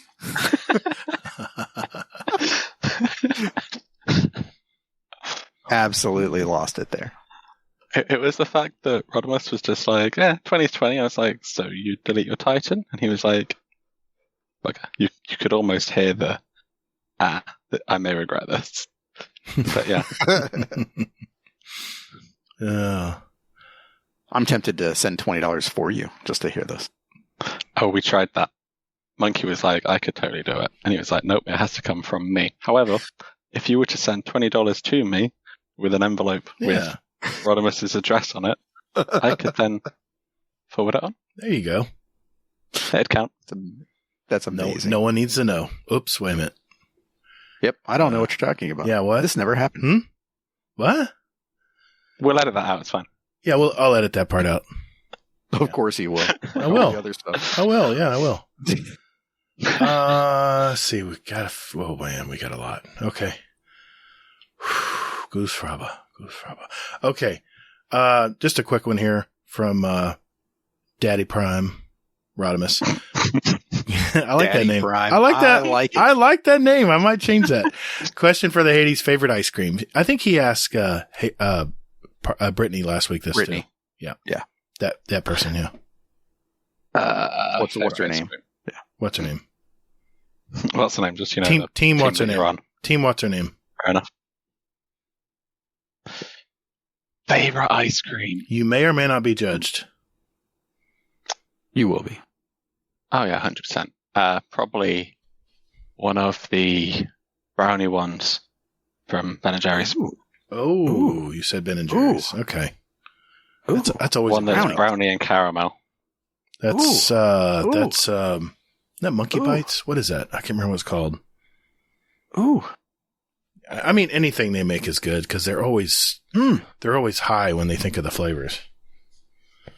I love their fish food as well. I've had it. It's very good. Yeah. Fish food's good. I used to buy a tub of that on my way home from work when I worked in pubs. And I would go upstairs into my bedroom with this tub of Ben & Jerry's and a spoon and sit and play on the PlayStation or watch a film and eat the entire tub in one go. It's the way to do it. I miss those days. I do too. I gotta watch my damn calories. So sucks. They don't have to be gone, but yeah. Yeah, just thinking about that. Oh, it sounds amazing. Mm-hmm. I need a brownie. Moving on. Oh, yeah, sorry. Chaos of Brittany asks, question for the Hades. How did you and Parlis meet? Oh, yeah, good question. Tinder. Really? Yep. She was bored. It was not long after Valentine's Day. And I think she said she was bored and got it because why not? I lost a bet with my mates and ended up having Tinder because I think I was the only single one at the time. And then somehow I managed to convince her to go out with me. Okay. And all right. She's regretted it ever since. Probably. Okay. So Gatr, pump the brakes. Hold up. Okay. Important question. Okay. All right. Okay. Hades. I gotta know. What was your opening line? I can't remember exactly what it was, but one of her pictures was standard selfie, and I think it was that one that I'd swiped on, and it was, wow, you have beautiful eyes. So yeah, that works somehow apparently. Women like honesty, Nice. Hazel. Nice. Yeah. When in doubt, be honest. To a degree. I mean, women don't need to know what your collection of spores and fungi. Okay. Never mind. What the what? Nothing. I was imitating Egon from Ghostbusters. You know when he has that conversation of wooden spoons. No, collection of spores and fungi. It's what Egon says in Ghostbusters. Yeah, that's Gator's Twitter, or not his Twitter profile, but his Tinder profile is a picture of his wooden spoons. Yeah, there we go. A wall of wooden spoons hanging off the middle kitchen bar. There we go. Yep. There you go. And they're all making a click, click, clink, clink, click, clink, clink, clink. Why are your wooden spoons made of metal? I don't know. Well, that makes a thud, like a thud, never mind. That's amazing. Brittany has a follow-up question. Who is your favorite mod? It's a setup. God. It's a trap. It's a trap. Whichever one times you out for the longest, Brittany. Okay, that was a safe bet. Well played. That was amazing. You'll see that she'll just go quiet for like 2 hours now as the mods hear this and go, I want to be the favourite. I have a feeling that's going to be RNG. I think he's going to be the one to do that. I have one here from Drafty. It's question for the show. Well, he says, you can add to the opening list if you choose. Did you name your ghost? And if yes, what is their name? I haven't done so far, but if I did, it would probably be Little Bitch or Whiny Git or something along those lines. Do you name your ghost, Hazel? I'm curious. No, not at all. It's just Ghost. I am going to change its name, though, from Ghost to Whiny Git, though. I was going to say I don't name my ghost, but I would name mine Gator Tot. Like Tater Tot, God. pick Gator Tot. Never mind. Okay, moving There on. you go. Moving on. Do you have tater tots in England? Or in Wales? I don't think so. Okay. How about Wales? I just said that. Do we have whales in Wales? We don't have whales in Wales. Are those the ones that live in the ground? Never mind. They're moles. I think we had... I'm looking here. I think we have one more for Hades. No, we have more. Oh, God. There's one here from, what was it you called him? Daddy Prime? Daddy Prime. Yeah. Gator, I don't know how you lose stuff in here, but yeah, so I'll just hit it up. Yeah, Daddy Prime. Question for Hades. What's your biggest fear? And you can't use Parlous as a fear. God.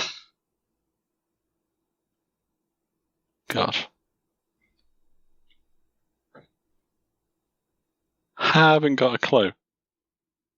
Probably something ridiculous like large knives flying at me. That'd be kind of scary. I don't know. I haven't got the sense to be scared of too much. I'm not a big fan of moths. Moths? Really? Like the insect moth? Yeah. Yeah, Okay. those little flappy bastards. Mm-hmm. Which was brilliant considering Witch Queen. And all of them are. I bet you don't. I'm all right with those ones because they're in a screen. Right. But I don't know. The bigger they are as well, they're just worse because they will flap right in your face. And they don't care. Yeah. It's a bit like anything that's small seems to have zero fear or sense. It's just like, I'm going to fly into your mouth, even though you could swallow me and wouldn't realize. But yeah, I'm not a big fan of moths. Yeah, I get that. They get that powder on you too when they land on you. Okay, I found one for Hades. It's from Mr. I Monkey. think that's just crack. What's that? Yeah, those are Florida moths. Yeah, they're high as a kite. And they're like, Okay, "Hey, man, whatever. stand on this guy." Actually, they use that It's dust to white help powder. fly. They helps them keep their wings dry. Okay, never mind. Coke? Question for the Hades from Mr. Monkey. What parts of Welsh culture would you introduce the host to? And can Gatr pronounce Langenfair Pogolo Gosher Richard Sasquatch? It's a real place. Most of my dad's family are Welsh. I guess that answers part of the question. That is a no, you cannot answer that. How all right, no. How do you say that? I haven't got a clue. Okay. The last bit is go, go, go, go, go. Oh my God. But the rest of it, I haven't got a clue. All right. However, Okay. David Tennant can pronounce it. Really? And he's Scottish. Yes. Okay. Wow. I thought he just leaned on his keyboard. I thought he that's- did too. That is part of the reason why I don't drive for Asda anymore. Because I used to not be able to find someone's house because it's in the middle of nowhere. I would pull over, give them a call. They'd be like, right, okay. Where the hell are you then? And I would look at a road sign next to me with 4 L's in 6 letters and go, I can spell it for you, but I'm not even going to try it. Oh my God. Because, as you can see, L is their favourite letter. And why is it looks all like it. Why is it all run together? Do they really seriously put their words running together like that? That's one word. What? Why are there 4 L's together? I That's see not that. even, I see a it. thing. Yes. Yeah.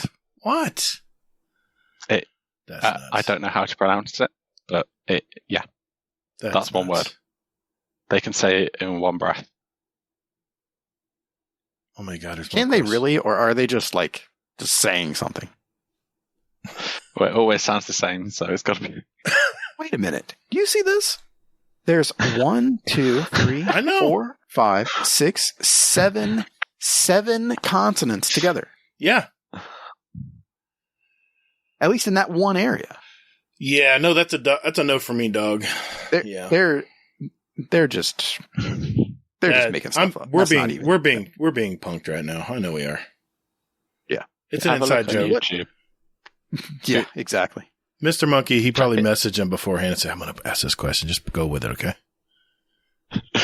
Oh, he wouldn't even have to message me. I would 100% just go with it. But that is actually a real place, and people can't say it.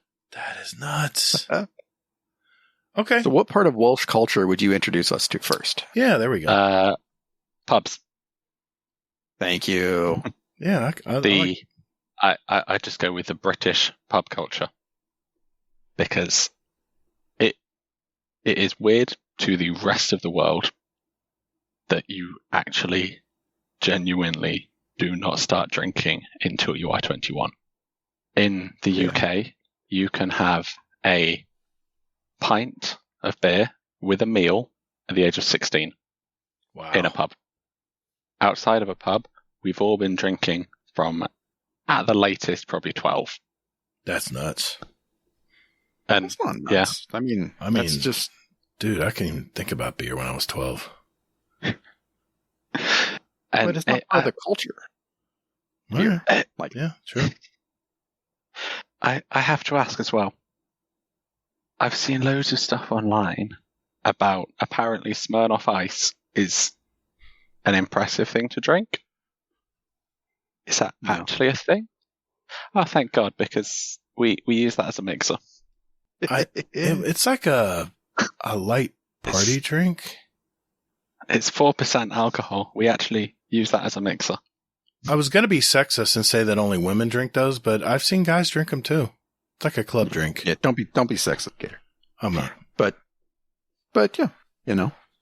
All right. Yeah, I've never had one. But yeah, it seems like a pre-game kind of drink to me. So. Oh no, we fun. have spirits as pre-drinks. So you invented the phrase "liquor before beer, have no fear." Yeah.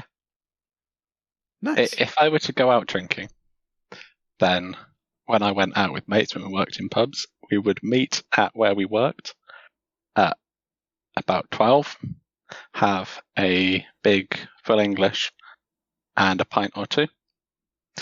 And then we would go to the next pub, have a pint or two, and the next pub, have a pint or two. And then when we got bored, we would start playing drinking games, where you would start at the tap on the far left and drink all the way to the tap on the far right. And you would have a pint of each. And that is when we were about 18, 19. That's if you were to do that, and a tip for absolutely everyone on the planet, the best drink to line your stomach with is Guinness. Where it's heavy, it actually does. It'll line your stomach, and then you're less likely to throw up. I'm going to have to try this. Look at this. See, look at the things that you're learning on our show. See, you don't learn any of this anywhere else, you know? The last word, no. They're talking about Destiny, you know? Yeah. We are giving life lessons here. We cover it all, man. The whole spectrum. I used to watch that one. It's a good show. I like it. Yeah. When I used to drive, I'd watch that one because it would come out first. And then the first podcast I ever actually heard was Two Titans and a Hunter. So I think they'd normally just about beat you out. And then I'd watch or listen to most of them. They were informative. They are. You were funny. They were definitely informative. They are the masters at that. They cover everything. Even stuff they do. That's not in the TWAB. It's extra stuff. Night Demon does an outstanding job on that podcast. Yes, Night Demon does. Good people. There was one. Always funny. There was one more. Yes. There was one more here from Brittany. There it is. Question for Hades. How many sighs have you counted so far? Ooh, it's been a lot of sighs tonight. Oh, God. How many times have I haven't actually counted. I was actually going to keep a tally, and then I forgot. Or drink every time you sigh? It's too early to drink, sorry. Not for us Not it is. fair. For us it is. It's nearly 7. Yeah, for us it is. But it's getting up there now, so yeah, we might be able to start. I have to drive to It's 5 o'clock somewhere. I have to drive to a car show or a car auction, so I'm probably not gonna. Do you see anything else there, Hazel? Why don't we do one more each? Let's tie this up. All right. Let's see. Hey, I have a question. Now, this might be inflammatory, but I'm going to do it anyway. All right. This is one that we asked last week. Okay. And I need some clarification.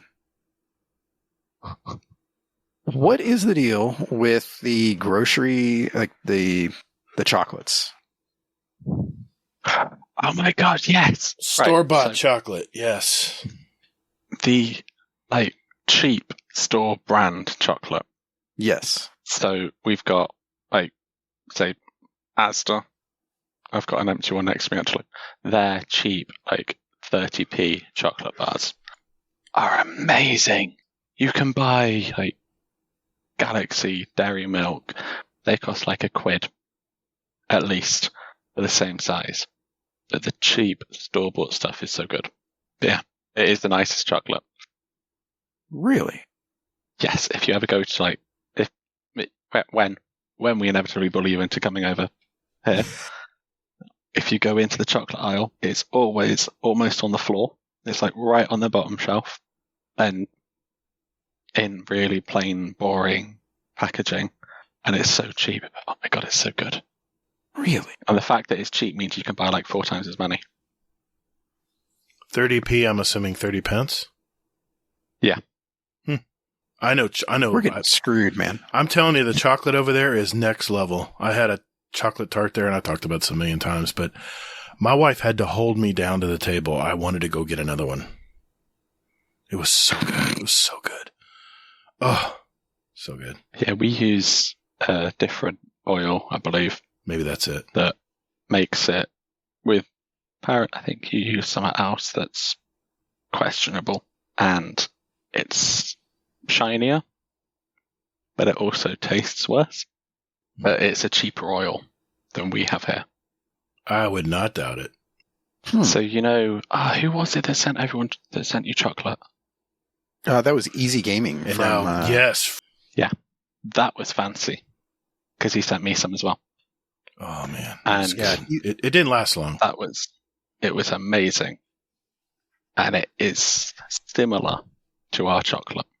I'm going over there for the alcohol and the chocolate. I wish I bought more chocolate when I was over there. All right, I'm going to take us out on this one. This is from, of course, Rodimus, but it's a good question. It's a good Destiny question. I think it's a good one to end on. And he says, question for the show. If you could only have one kinetic, one special, and one heavy weapon loadout for the entire season, what are you using? Probably I'm just going off the top of my head. I'd use Outbreak Perfected. Good weapon, yeah. Because I've only actually got that last season, and I love it. Probably use a submachine gun. I did like my funnel web. Yeah, why not? We'll go with funnel web, and then obviously recurrent impact. Because it's amazing. Yeah, good choice. Hazel, what would be your 3? Funnel web, for sure. Cataclysmic. Mm-hmm. Or, well, now, I'd have to go with the season Storm Chaser from the dungeon, the linear fusion, the 3 burst. Mm-hmm. And then, actually, I'd probably go with my Extraordinary Rendition. I'd go double SMG for a season. That'd be crazy. Oof, that's rough. You get those damn snipers pecking at you from on Grandmasters. Well, I wouldn't really do Grandmasters on there. Oh, okay. I mean, I'm thinking of everything. I mean, a good multiple weapons I could use anywhere. You don't know what the mods would be and things like that, so you can't really play that game. Yeah, I would go with Peace of Mind, Rapid Fire Pulse, because it has very good zoom, and even though it doesn't have the greatest range, it's enough. I would probably go with Telesto, because I'm all about the Void. And I would go with probably a Commemoration machine gun, because it's Void. And you can use it for all kinds of different things. I got close second would be the sword, the falling guillotine. Yeah. What were you looking up, Hades? You want to look how many kills? Yeah. Yeah. So my outbreak in season and a half, I've got 3,970 kills. That's impressive, dude. That's a good rifle. It's very, very easy to use. Very accurate. Very accurate. It rewards you for being accurate, so yeah. It's great in Glory. I can't remember what the map's called, but I want to say it was on the moon with the Warmind spinny bit in the middle. Mm-hmm. Oh, yeah. If you can get the first person to come up that ramp, if you can kill them with precision, it does most of the work for you on the other two. Those nanites, man. They do the work. Yeah. Thank you, gentlemen. Thank you, community, for sending all those great questions in. That was awesome. And Mr. Elmer Fudd, what do we got next? Guardian Downcast. Guardian Downcast. Yeah. Guardian Downcast. This is an intro. Guardian Downcast. Guardian. Not copyright. Guardian Downcast. Thank you, Uncle Fudd. This is the final segment of our show. This is where we pick our songs for our award-winning Guardian Downcast show playlist. Just a little sample of what the two of us and our guest Hades here like to listen to, and we invite you to listen to it as well. Just search for Guardian Downcast show playlist on Spotify. We have our podcast on there too, but this is the show playlist. And we have it for Apple and iTunes as well, so look at the links I write down there in the show description. You can click on those if you want to follow along. Hey, maybe you'll find a new song that you love to listen to. And we now have 1,033 songs representing all of us and all of our past guests since July of 2019, 3 years ago today. So, yeah, pretty awesome. Let's start with you, Hades. What'd you pick for us today, man? I've picked a song by a band called Sleeping Wolf. They formed at some point in life from somewhere, and I have done absolutely no research. The song is called Freaks Like Us. I I think it just appeared out of nowhere from Spotify. One of the ones that they just lobbed at me. Right. And has been in my rotation for about 2-3 months now. I love it. Nice. It's one of my many hype songs that I can either listen to on the way to work and normally do better, or if I were to actually put the effort in, I'd probably listen to before I did Glory, because kind of gets me amped up and gets me going. I love it. It's brilliant. And the name's pretty cool as well for our wonderful collection of weirdos here. I listened to it. It was a good song, man. It's kind of an upbeat pop song. I liked it. It was good. I'll have to check it out. Yeah.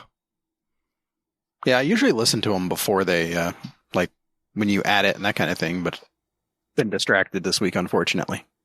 I had synthesizer in it, so I'm in. Oh, obviously. All right, Hazel, what'd you pick this week, man?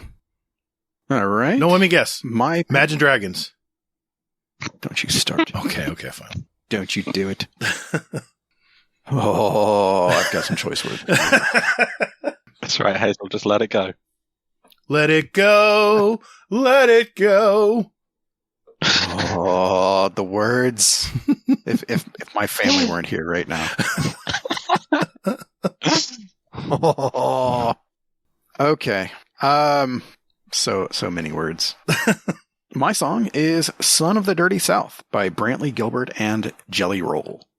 So this is a rap country fusion kind of thing. Nice. And I was at the pool and with my family, and this one guy was playing this song, and I'm like, what is this? Like, this is absurd. It's rap and country. And I'm like, I don't even know what I'm hearing right now. So, yeah. So I had to definitely pick that. It was pretty good song. Nice. I like fusion stuff, man, especially country fusion. It's pretty cool. Can't wait to listen to it. Let me tell you a little story about a little British blues band back in '67.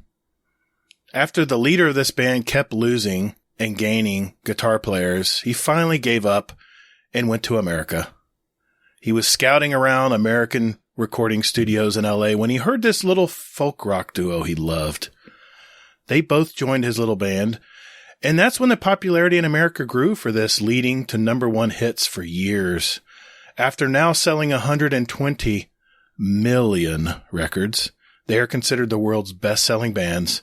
The song I chose is off their 1979 album Deluxe, which I believe is the best, and it's the song Tusk, which is led by Mr. Mick Fleetwood, otherwise known as the leader for Fleetwood Mac.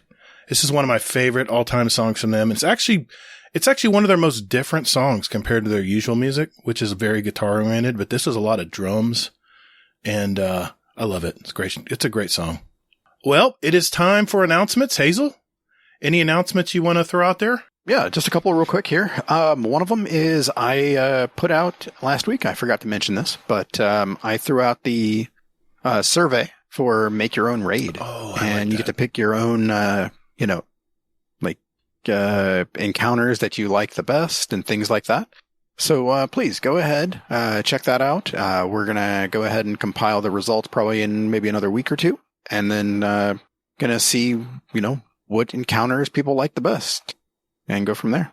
I swear I want to call you Survey Monkey in the Discord because you use their service. That would just add to the confusion. It would. Oh, man, would it ever? Yeah. Especially your confusion. But aside from that, make sure to check out the Discord activity raid bot for GM type stuff that I'm throwing out, and also scrims. Forgot what the hell it was. They're a lot of fun. I enjoy scrims. It's a love-hate relationship because some nights I feel like bottom of a taxi cab, and sometimes I'm on a high. So it's a lot of fun. Bottom of a taxi cab? Like the floor of a taxi cab. Like squashing. Someone's just squashing me like a bug. Forget that. I'll edit that out. Don't worry, I'll edit that out. I'm sure you will. I want to mention the question for the month, gang. This is the question of the month for July. Again, I want to congratulate Rodimus, who won our $25 Amazon gift card for June's question of the month. And this question, like I said, we've received in the past from, I believe it was hold on, I got to get this name right. Ikora's Assassin. Ikora's Assassin. And she submit this question a long time ago, and it's just been stuck in my mind because it's such a great question. And the question is, if Bungie assigned you a small team of developers to improve one thing in Destiny 2, what would you do with them? What thing would you focus on? Maybe even what type of new activity or game type would you want to create? Like I said last week, it's wide open. Use your imagination. Let us know. And we're going to need those answers by Thursday, July 28th. And on episode 158, Hazel and I will read or play your answers on the show. We'll definitely play your speak pipes. We may not read your entries, but you will be entered into our drawing for another $25 Amazon gift card. Everybody gets a shot, and I'm just curious to see what answers we get.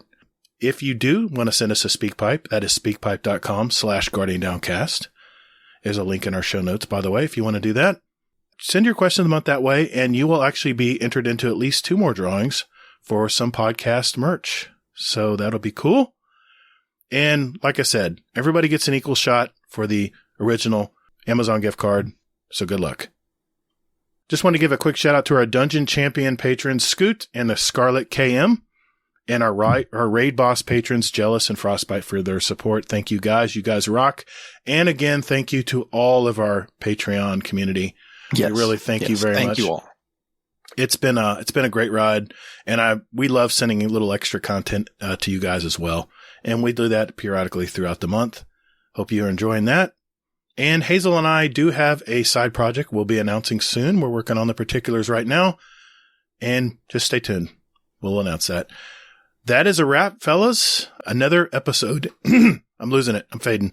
Another episode in the collection. Yeah, you should know it by now, Hazel. Another episode in our collection. If you have just found out about us, check out our other 155 episodes, and we'll have interviews from gamers all over our Destiny community. So take a look at those. And if you could do us a favor, share our little podcast to another Destiny player out there that you think might enjoy it. Hades, brother, I had a great time today. Great conversations. I may not have agreed with everything you talked about, but I enjoyed the discussion either way, dude. I've loved it. It's great fun. I think I've managed to break both of you a little bit. I feel a little bit. I'm not sure if Hazel's drinking yet. I'm sure he's eyeing the bottle right now. I'm sure the sake bottle's calling his name. No, if man. I were in the UK, yes, I would be. Absolutely. And if I was 16. Yeah. Thank you, man. Thank you for coming on the show tonight. This was a lot of fun. Yeah. Yes, good times. thank you. Good times. Anyone you want to give a shout out to, or do you want to share where people can reach you, sir? You can find me most of the time when I haven't been timed out for annoying someone in the Discord. It's brilliant. If you're not in it yet, join it. Obviously, big shout out to Team Hades. We're the best. There's this little podcast that I've been listening to for a while. It's quite good. Give it a listen. It's called Guardian Downcast. Apparently they are terrible at selling themselves. They don't even exist on Google. Yeah, it's pretty bad. I mean, Hazel put me in charge of social media. That was the mistake already. So, what are you going to do? I mean, I'm just an old dude. I don't know anything about this stuff. Anyway. Pretty much accurate. Yeah. Thanks, man. Thanks again. That was a lot of fun. Thank you for that. Thanks for having me. Absolutely, dude. Maybe you'll have me back one day. Maybe. Hashtag Team Hades. Damn it, I almost said it. Damn. No. I'll edit that out. I will definitely edit. No, I'll edit that out. No one's recording except Hazel, you recorded that. I do. Hashtag you might as well just leave it in. Hashtag Team Brittany. You might as well just leave it in, Gatr. You might as well just leave it in. No way. It's your word against mine. My recording versus yours. Never mind. I didn't say it completely, so it didn't happen. You said enough. It's enough. It's like that Harry Potter spell. I didn't say it fully. Hazel, where can people find you, sir? Quick and easy. Hazel NT. Anywhere and everywhere except for Twitter. Well, not Twitter. I'm sorry. Twitch, where I am the Hazel NT. I don't really stream, so you don't really need to, pay attention to that just yet. Yeah, follow him anyway. I still can't figure it out. So, I'll get there eventually. Absolutely. That answers my question. Exactly. I meant to ask why were you going to be on Elmer Fudd's instead of your Twitch, but I guess that answers it. No, Elmer Fudd's the man. Yeah, he's the man. He's doing this for the Potato Thumbs guys, or he was. Yep. Last week. So yeah. You can contact me via Twitter at Todd the Gatr. Remember, that's Gatr. You can also find me on Steam and PS5, Gatr. Don't forget those underscores. And I'm on YouTube, very same way, Gatr, with the underscores in between. Or go to guardiandowncast.com for all the information, all the great links to find us. And, yeah. How about Reddit? About what? No. Your Reddit. How can people find you on Reddit? No, I'm not. I'm not available on Reddit anymore. Reddit's closed. Reddit's closed. Yeah. Hello, Scumnev here. I was struggling to complete the Witch Queen campaign, so I threw out a little bit of a message, and I had a reply by Young Frostbite and Young Fate Changes. They jumped into my fire team, and we just smashed the Witch Queen like, I do. That's all I want to do. Just get her killed. Job done. I didn't realise how long that freaking mission went on for. It's crazy. But we did it. So then we went into, what did we do? We jumped into some PvP. I was shit. But the guys sort of helped me through it. And then we did some, I think was it Dungeons of Eternity? I don't know what it's called. But with that weird horse, fucking spectral horse thing and that. But I'll tell you what, I was going to stop playing Destiny because I just don't have time. It's like, I don't know, Destiny is starting to get boring for me. But now, after playing with them two guys, absolutely fucking give me the buzz back for Destiny. And it was such a laugh. We had a right crease up.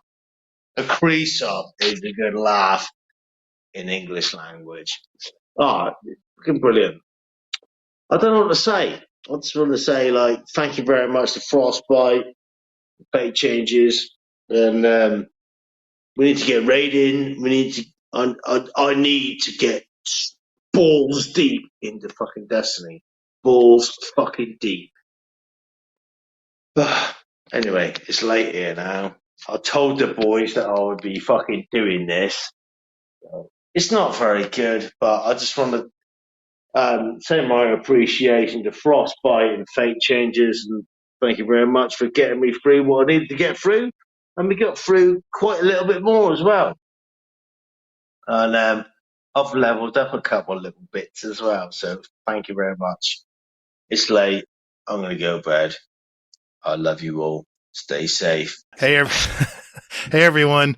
Continue to be safe out there. And more importantly, hey, take care of one another. The weight of the world was on your shoulders, and still you triumphed. Marvelous. Thank you all so very much for listening. And later, Guardian. Yeah, toddled. See you, bitches.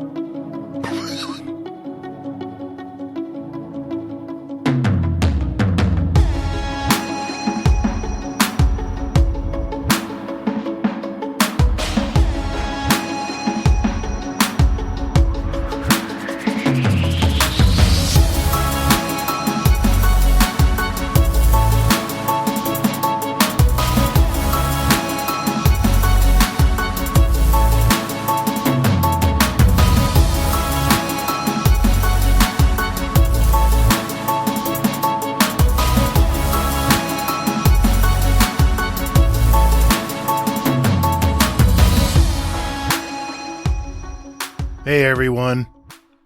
Thank you for listening to our little show. We do appreciate it. This show celebrates 3 years since we've started this little podcast. July 20th, 2019 was our very first show, and a lot has changed since then. And as is our custom, whenever we celebrate a big milestone, I tend to collect sound bites throughout the years, and I want to share some more with you tonight, it's not too crazy, but I wanted to share the last 3 years of our podcast and some of our highlights and some of our various guests that have been on our show.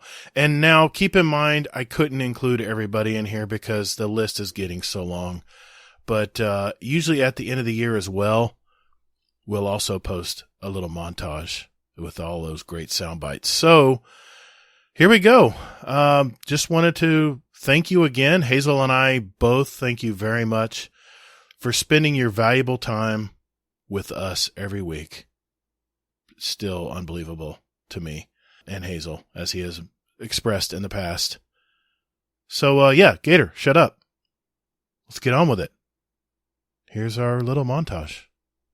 Love you guys. Everything that you do for the podcast, it just like befuddles me, and I can't thank you enough for what you do. Oh. That's the nicest thing I'll ever say. There's a lot of stuff behind the scenes that Hazel does that I probably don't say enough about.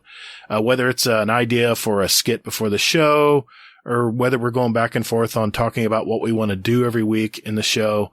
And I got to give props to Hazel. He puts a lot more work in than I expect. And kudos to you, Hazel. I mean, you really do bring some great ideas, and I'm inspired by that.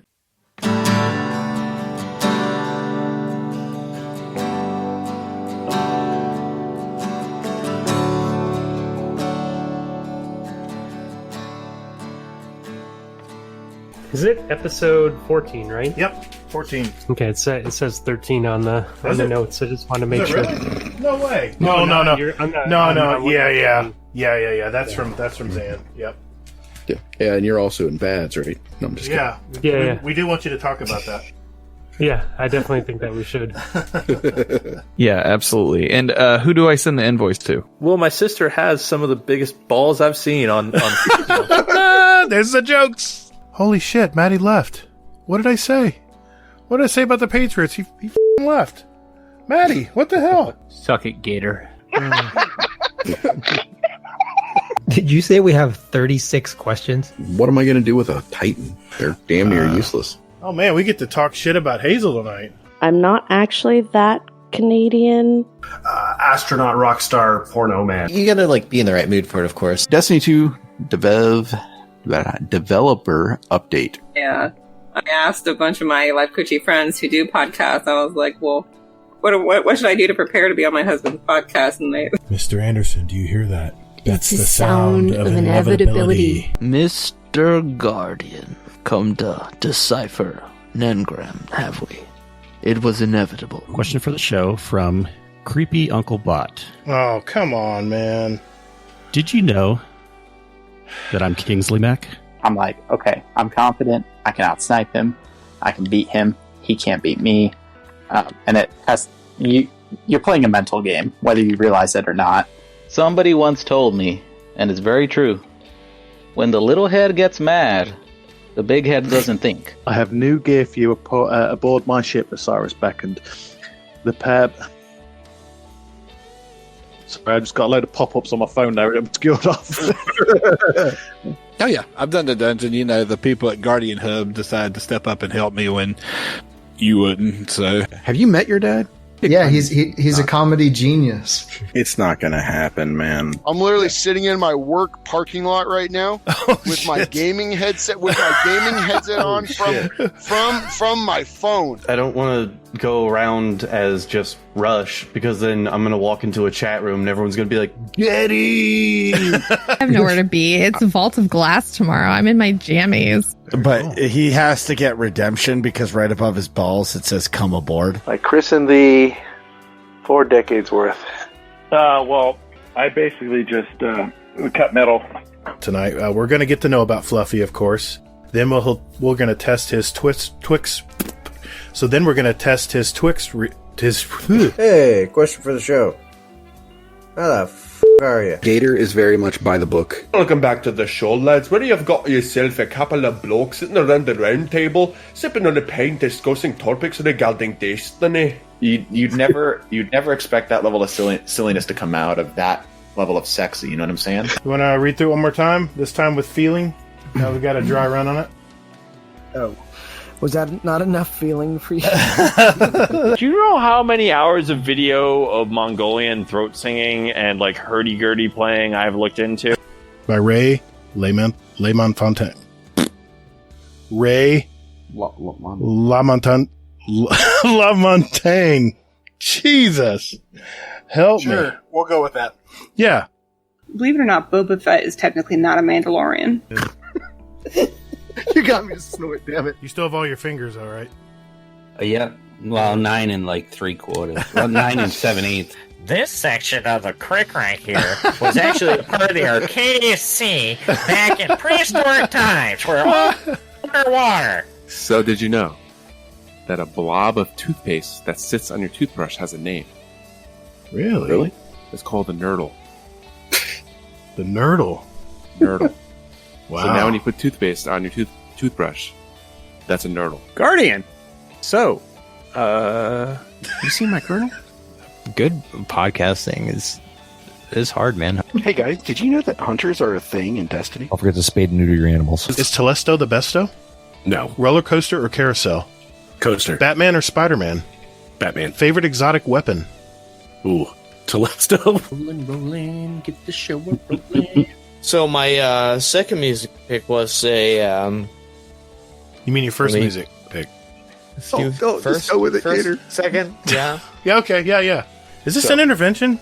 I didn't know that, and I was so angry. Should I take a gummy? No, I'll stay sober. Guardian, what's the probability that you will go out with me tonight? I was hoping that would be better.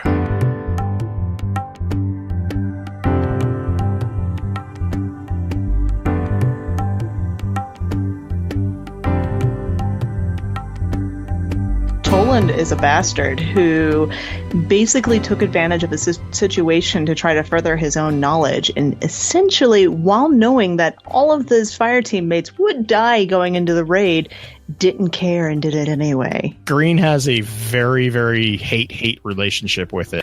A lot of predictions and things that Gatr usually say on this show, such as taking the number off Destiny back in the day, the new engine, I about 80% agree with. I mean, I must have felt good about him if I let him come to my house. I am the Senate. I am here for the harassment. That man owes his entire career to me, so I don't know what he thinks he is without me. So The Matrix is the best classic movie of all time. Truthfully, I would say you flew over, he's got to the airport, I would take you out of West Yorkshire and say there's much better places. Chili's, baby back ribs, barbecue sauce. Hi, Bungie, are you listening? Amateur bullshit. This show is not about amateur bullshit, I know. And then they suddenly call him, Cade, you're going to come and finish doing this fight. Hold up one sec. I muted myself. I have to go back. I have to ask that again. We don't go back. I got to. Yeah. You think about Zan too, Gatr? All the time, dude. That damn black flowing hair, man. And I am going to beat Kingsley at the speed round. The pleasure is all mine. No. It's all ours. I promise. Well, as long as we're all pleasured, I'm happy. That's my motto. So, Chubby, you just lay pipe everywhere. I've laid more pipe in this town than Waukesha Plumbing. All right, boys and girls, this segment is called The Speed Run. This is where we have a database of over 250 randomly asked questions, and Larry... I just burped. Classy. I'm clicking that. I'm clipping that. Xboxers... Gator's coming. Get ready. Get ready. Sorry. I stepped on it. Add a little Minnesota man, add a little Florida man, you got Jelly Man. Team Brittany. I'll say Gwynnifer. She's A-list. Who? Gwynnifer. Who the fuck is Gwynnifer? Dude. Yennefer. Now I feel You like mean Yennefer? Yennefer. Well, it's a play on Gwen. I'm going to really bite my tongue and wait for Hazel to say, what do you guys think? So, I'm not going to know what that's like. I know. I'm going to actually let you talk this time. It's going to be something totally different. You think on a level playing field you could take me with a wooden spoon? I mean, only one of them's coming to my mind right now, and it's like, I mean, I don't even really remember what the hell how it goes. Shit. And I don't have my notes in front of me. I thought I was gonna. No, that was brilliant. That was brilliant. I don't know what I was thinking there. My notes are all messed up here. Hold on. Okay, here we go. 3, 2. I have a girlfriend. I am taken, so put it back in your pants. It's the ice show. You know what? You drive the bus. I'll honk the horn and interrupt you whenever I can. So yeah, sounds about right. Signature questions. There we go. Just want to think out. Just give me Gator's version of Destiny Online with all the things and all the places. I'm like glue. I just don't get off now. This episode brought to you by AMC. Our IMAX seats don't have rumble seats.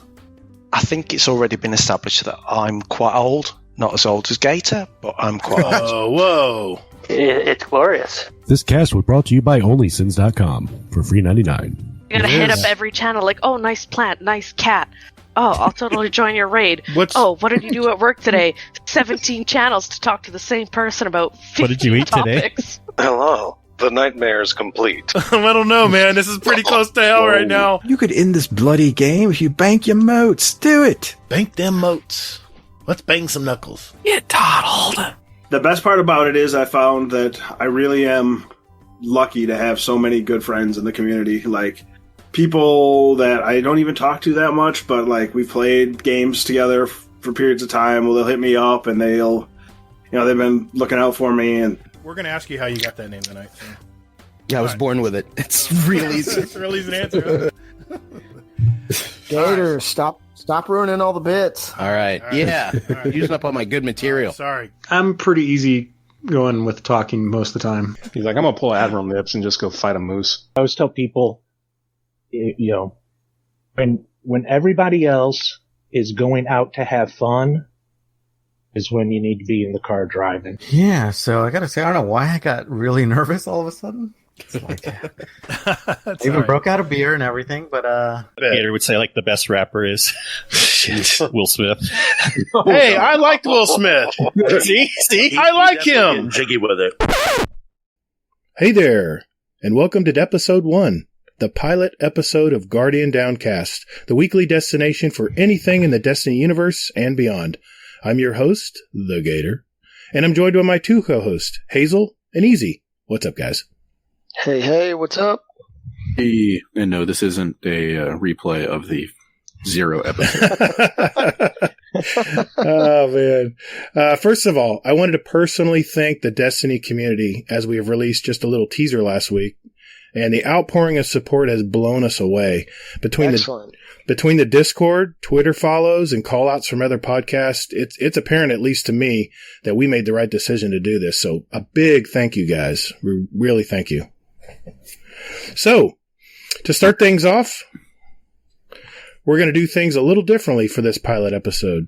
We're going to start things off by catching up on the past week, talking about the latest news from Bungie about the Solstice of Heroes coming up. Then we're going to conduct an interview.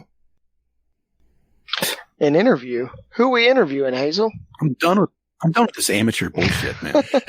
No, us guys. Didn't you guys see the show notes? What the hell? I talked to you guys about this already, didn't I? I was thinking episode 1. Like, why the hell are we interviewing someone so far? Oh my God! Well, that's what a show note. That's what are show notes. There they are. Well, that's right, folks. We're going to have a question and answer roundtable discussion of what we're all about. Figure out, hey, who the hell are these dudes anyway? We have a special segment called the Speed Run, which I'll explain later. We'll then answer any Twitter or Discord questions from our listeners, which we ask every week before our show. We put a Twitter out. And no, we put a tweet out. We have a Discord channel with has questions for our podcast, and we have an email also. And finally, in honor of what's that? By the way, can I mention something real quick about that Discord? Sure. I just want to say that, man, it's lively in there. We really appreciate everybody hopping in and having a good time in there. I know that everybody has Discords, and the last thing we want to do is break up any communities or anything like that. We just want to be another outlet for people to come and hang out, and the support and everybody being in there has been awesome this week. So we appreciate it. Yeah, I got to agree, man. I was blown away. I thought we'd be, just this little Discord and someone going to come to our Discord? I hope someone comes to our Discord. What do you think, Hazel? Please, sir. Yeah, exactly that. I was like, please, sir, please come and check out our Discord. Can I have another? No, yeah, exactly. And not thank you, sir, may I have another. But just, everybody has been just really phenomenal. I've been like people I've never even seen before in other Discords jumping in. So that's pretty awesome. Yeah, exactly, man. I'm really excited about it. Then, of course, finally, before we end the show, we're going to have, in honor of our podcasters from our past, we're going to have a Guardian Downcast Spotify playlist. I know, it's backed by popular demand. We had 2 songs each from the host, that's us, and 2 songs from our featured guest. So let's get the train rolling. And easy, don't mention hopping on, dude. Oh, he already mentioned that before. I caught it. I'm thinking it's a Texas thing. I don't know. Hopping on the train. It must be a West thing, like a Wild West thing. I don't know. I don't get it. Hop on pop. Yeah. All right. Well. Go hop on pop. Exactly. Okay. Me off a piece of that Kit Kat bar. No, my Bright Dust is, special to me. It's I'm going to use that to buy emotes. Don't touch his like Bright that. Dust. Got it. Guardian Downcast. Yeah. Guardian Downcast. This is the intro. Guardian Downcast. Thank you ever so much, guys. I love you.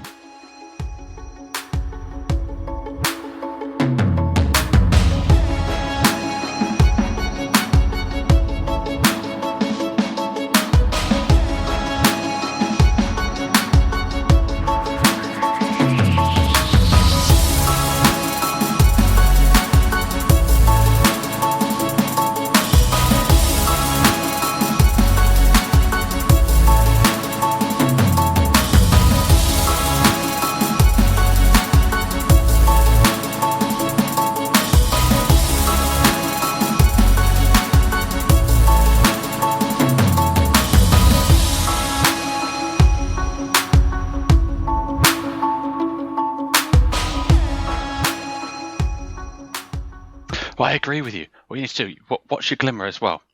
Because you can't get anything without Glimmer. And you can't get Glimmer without doing all the high-end stuff as well. It's even worse. Wait, you agree with me?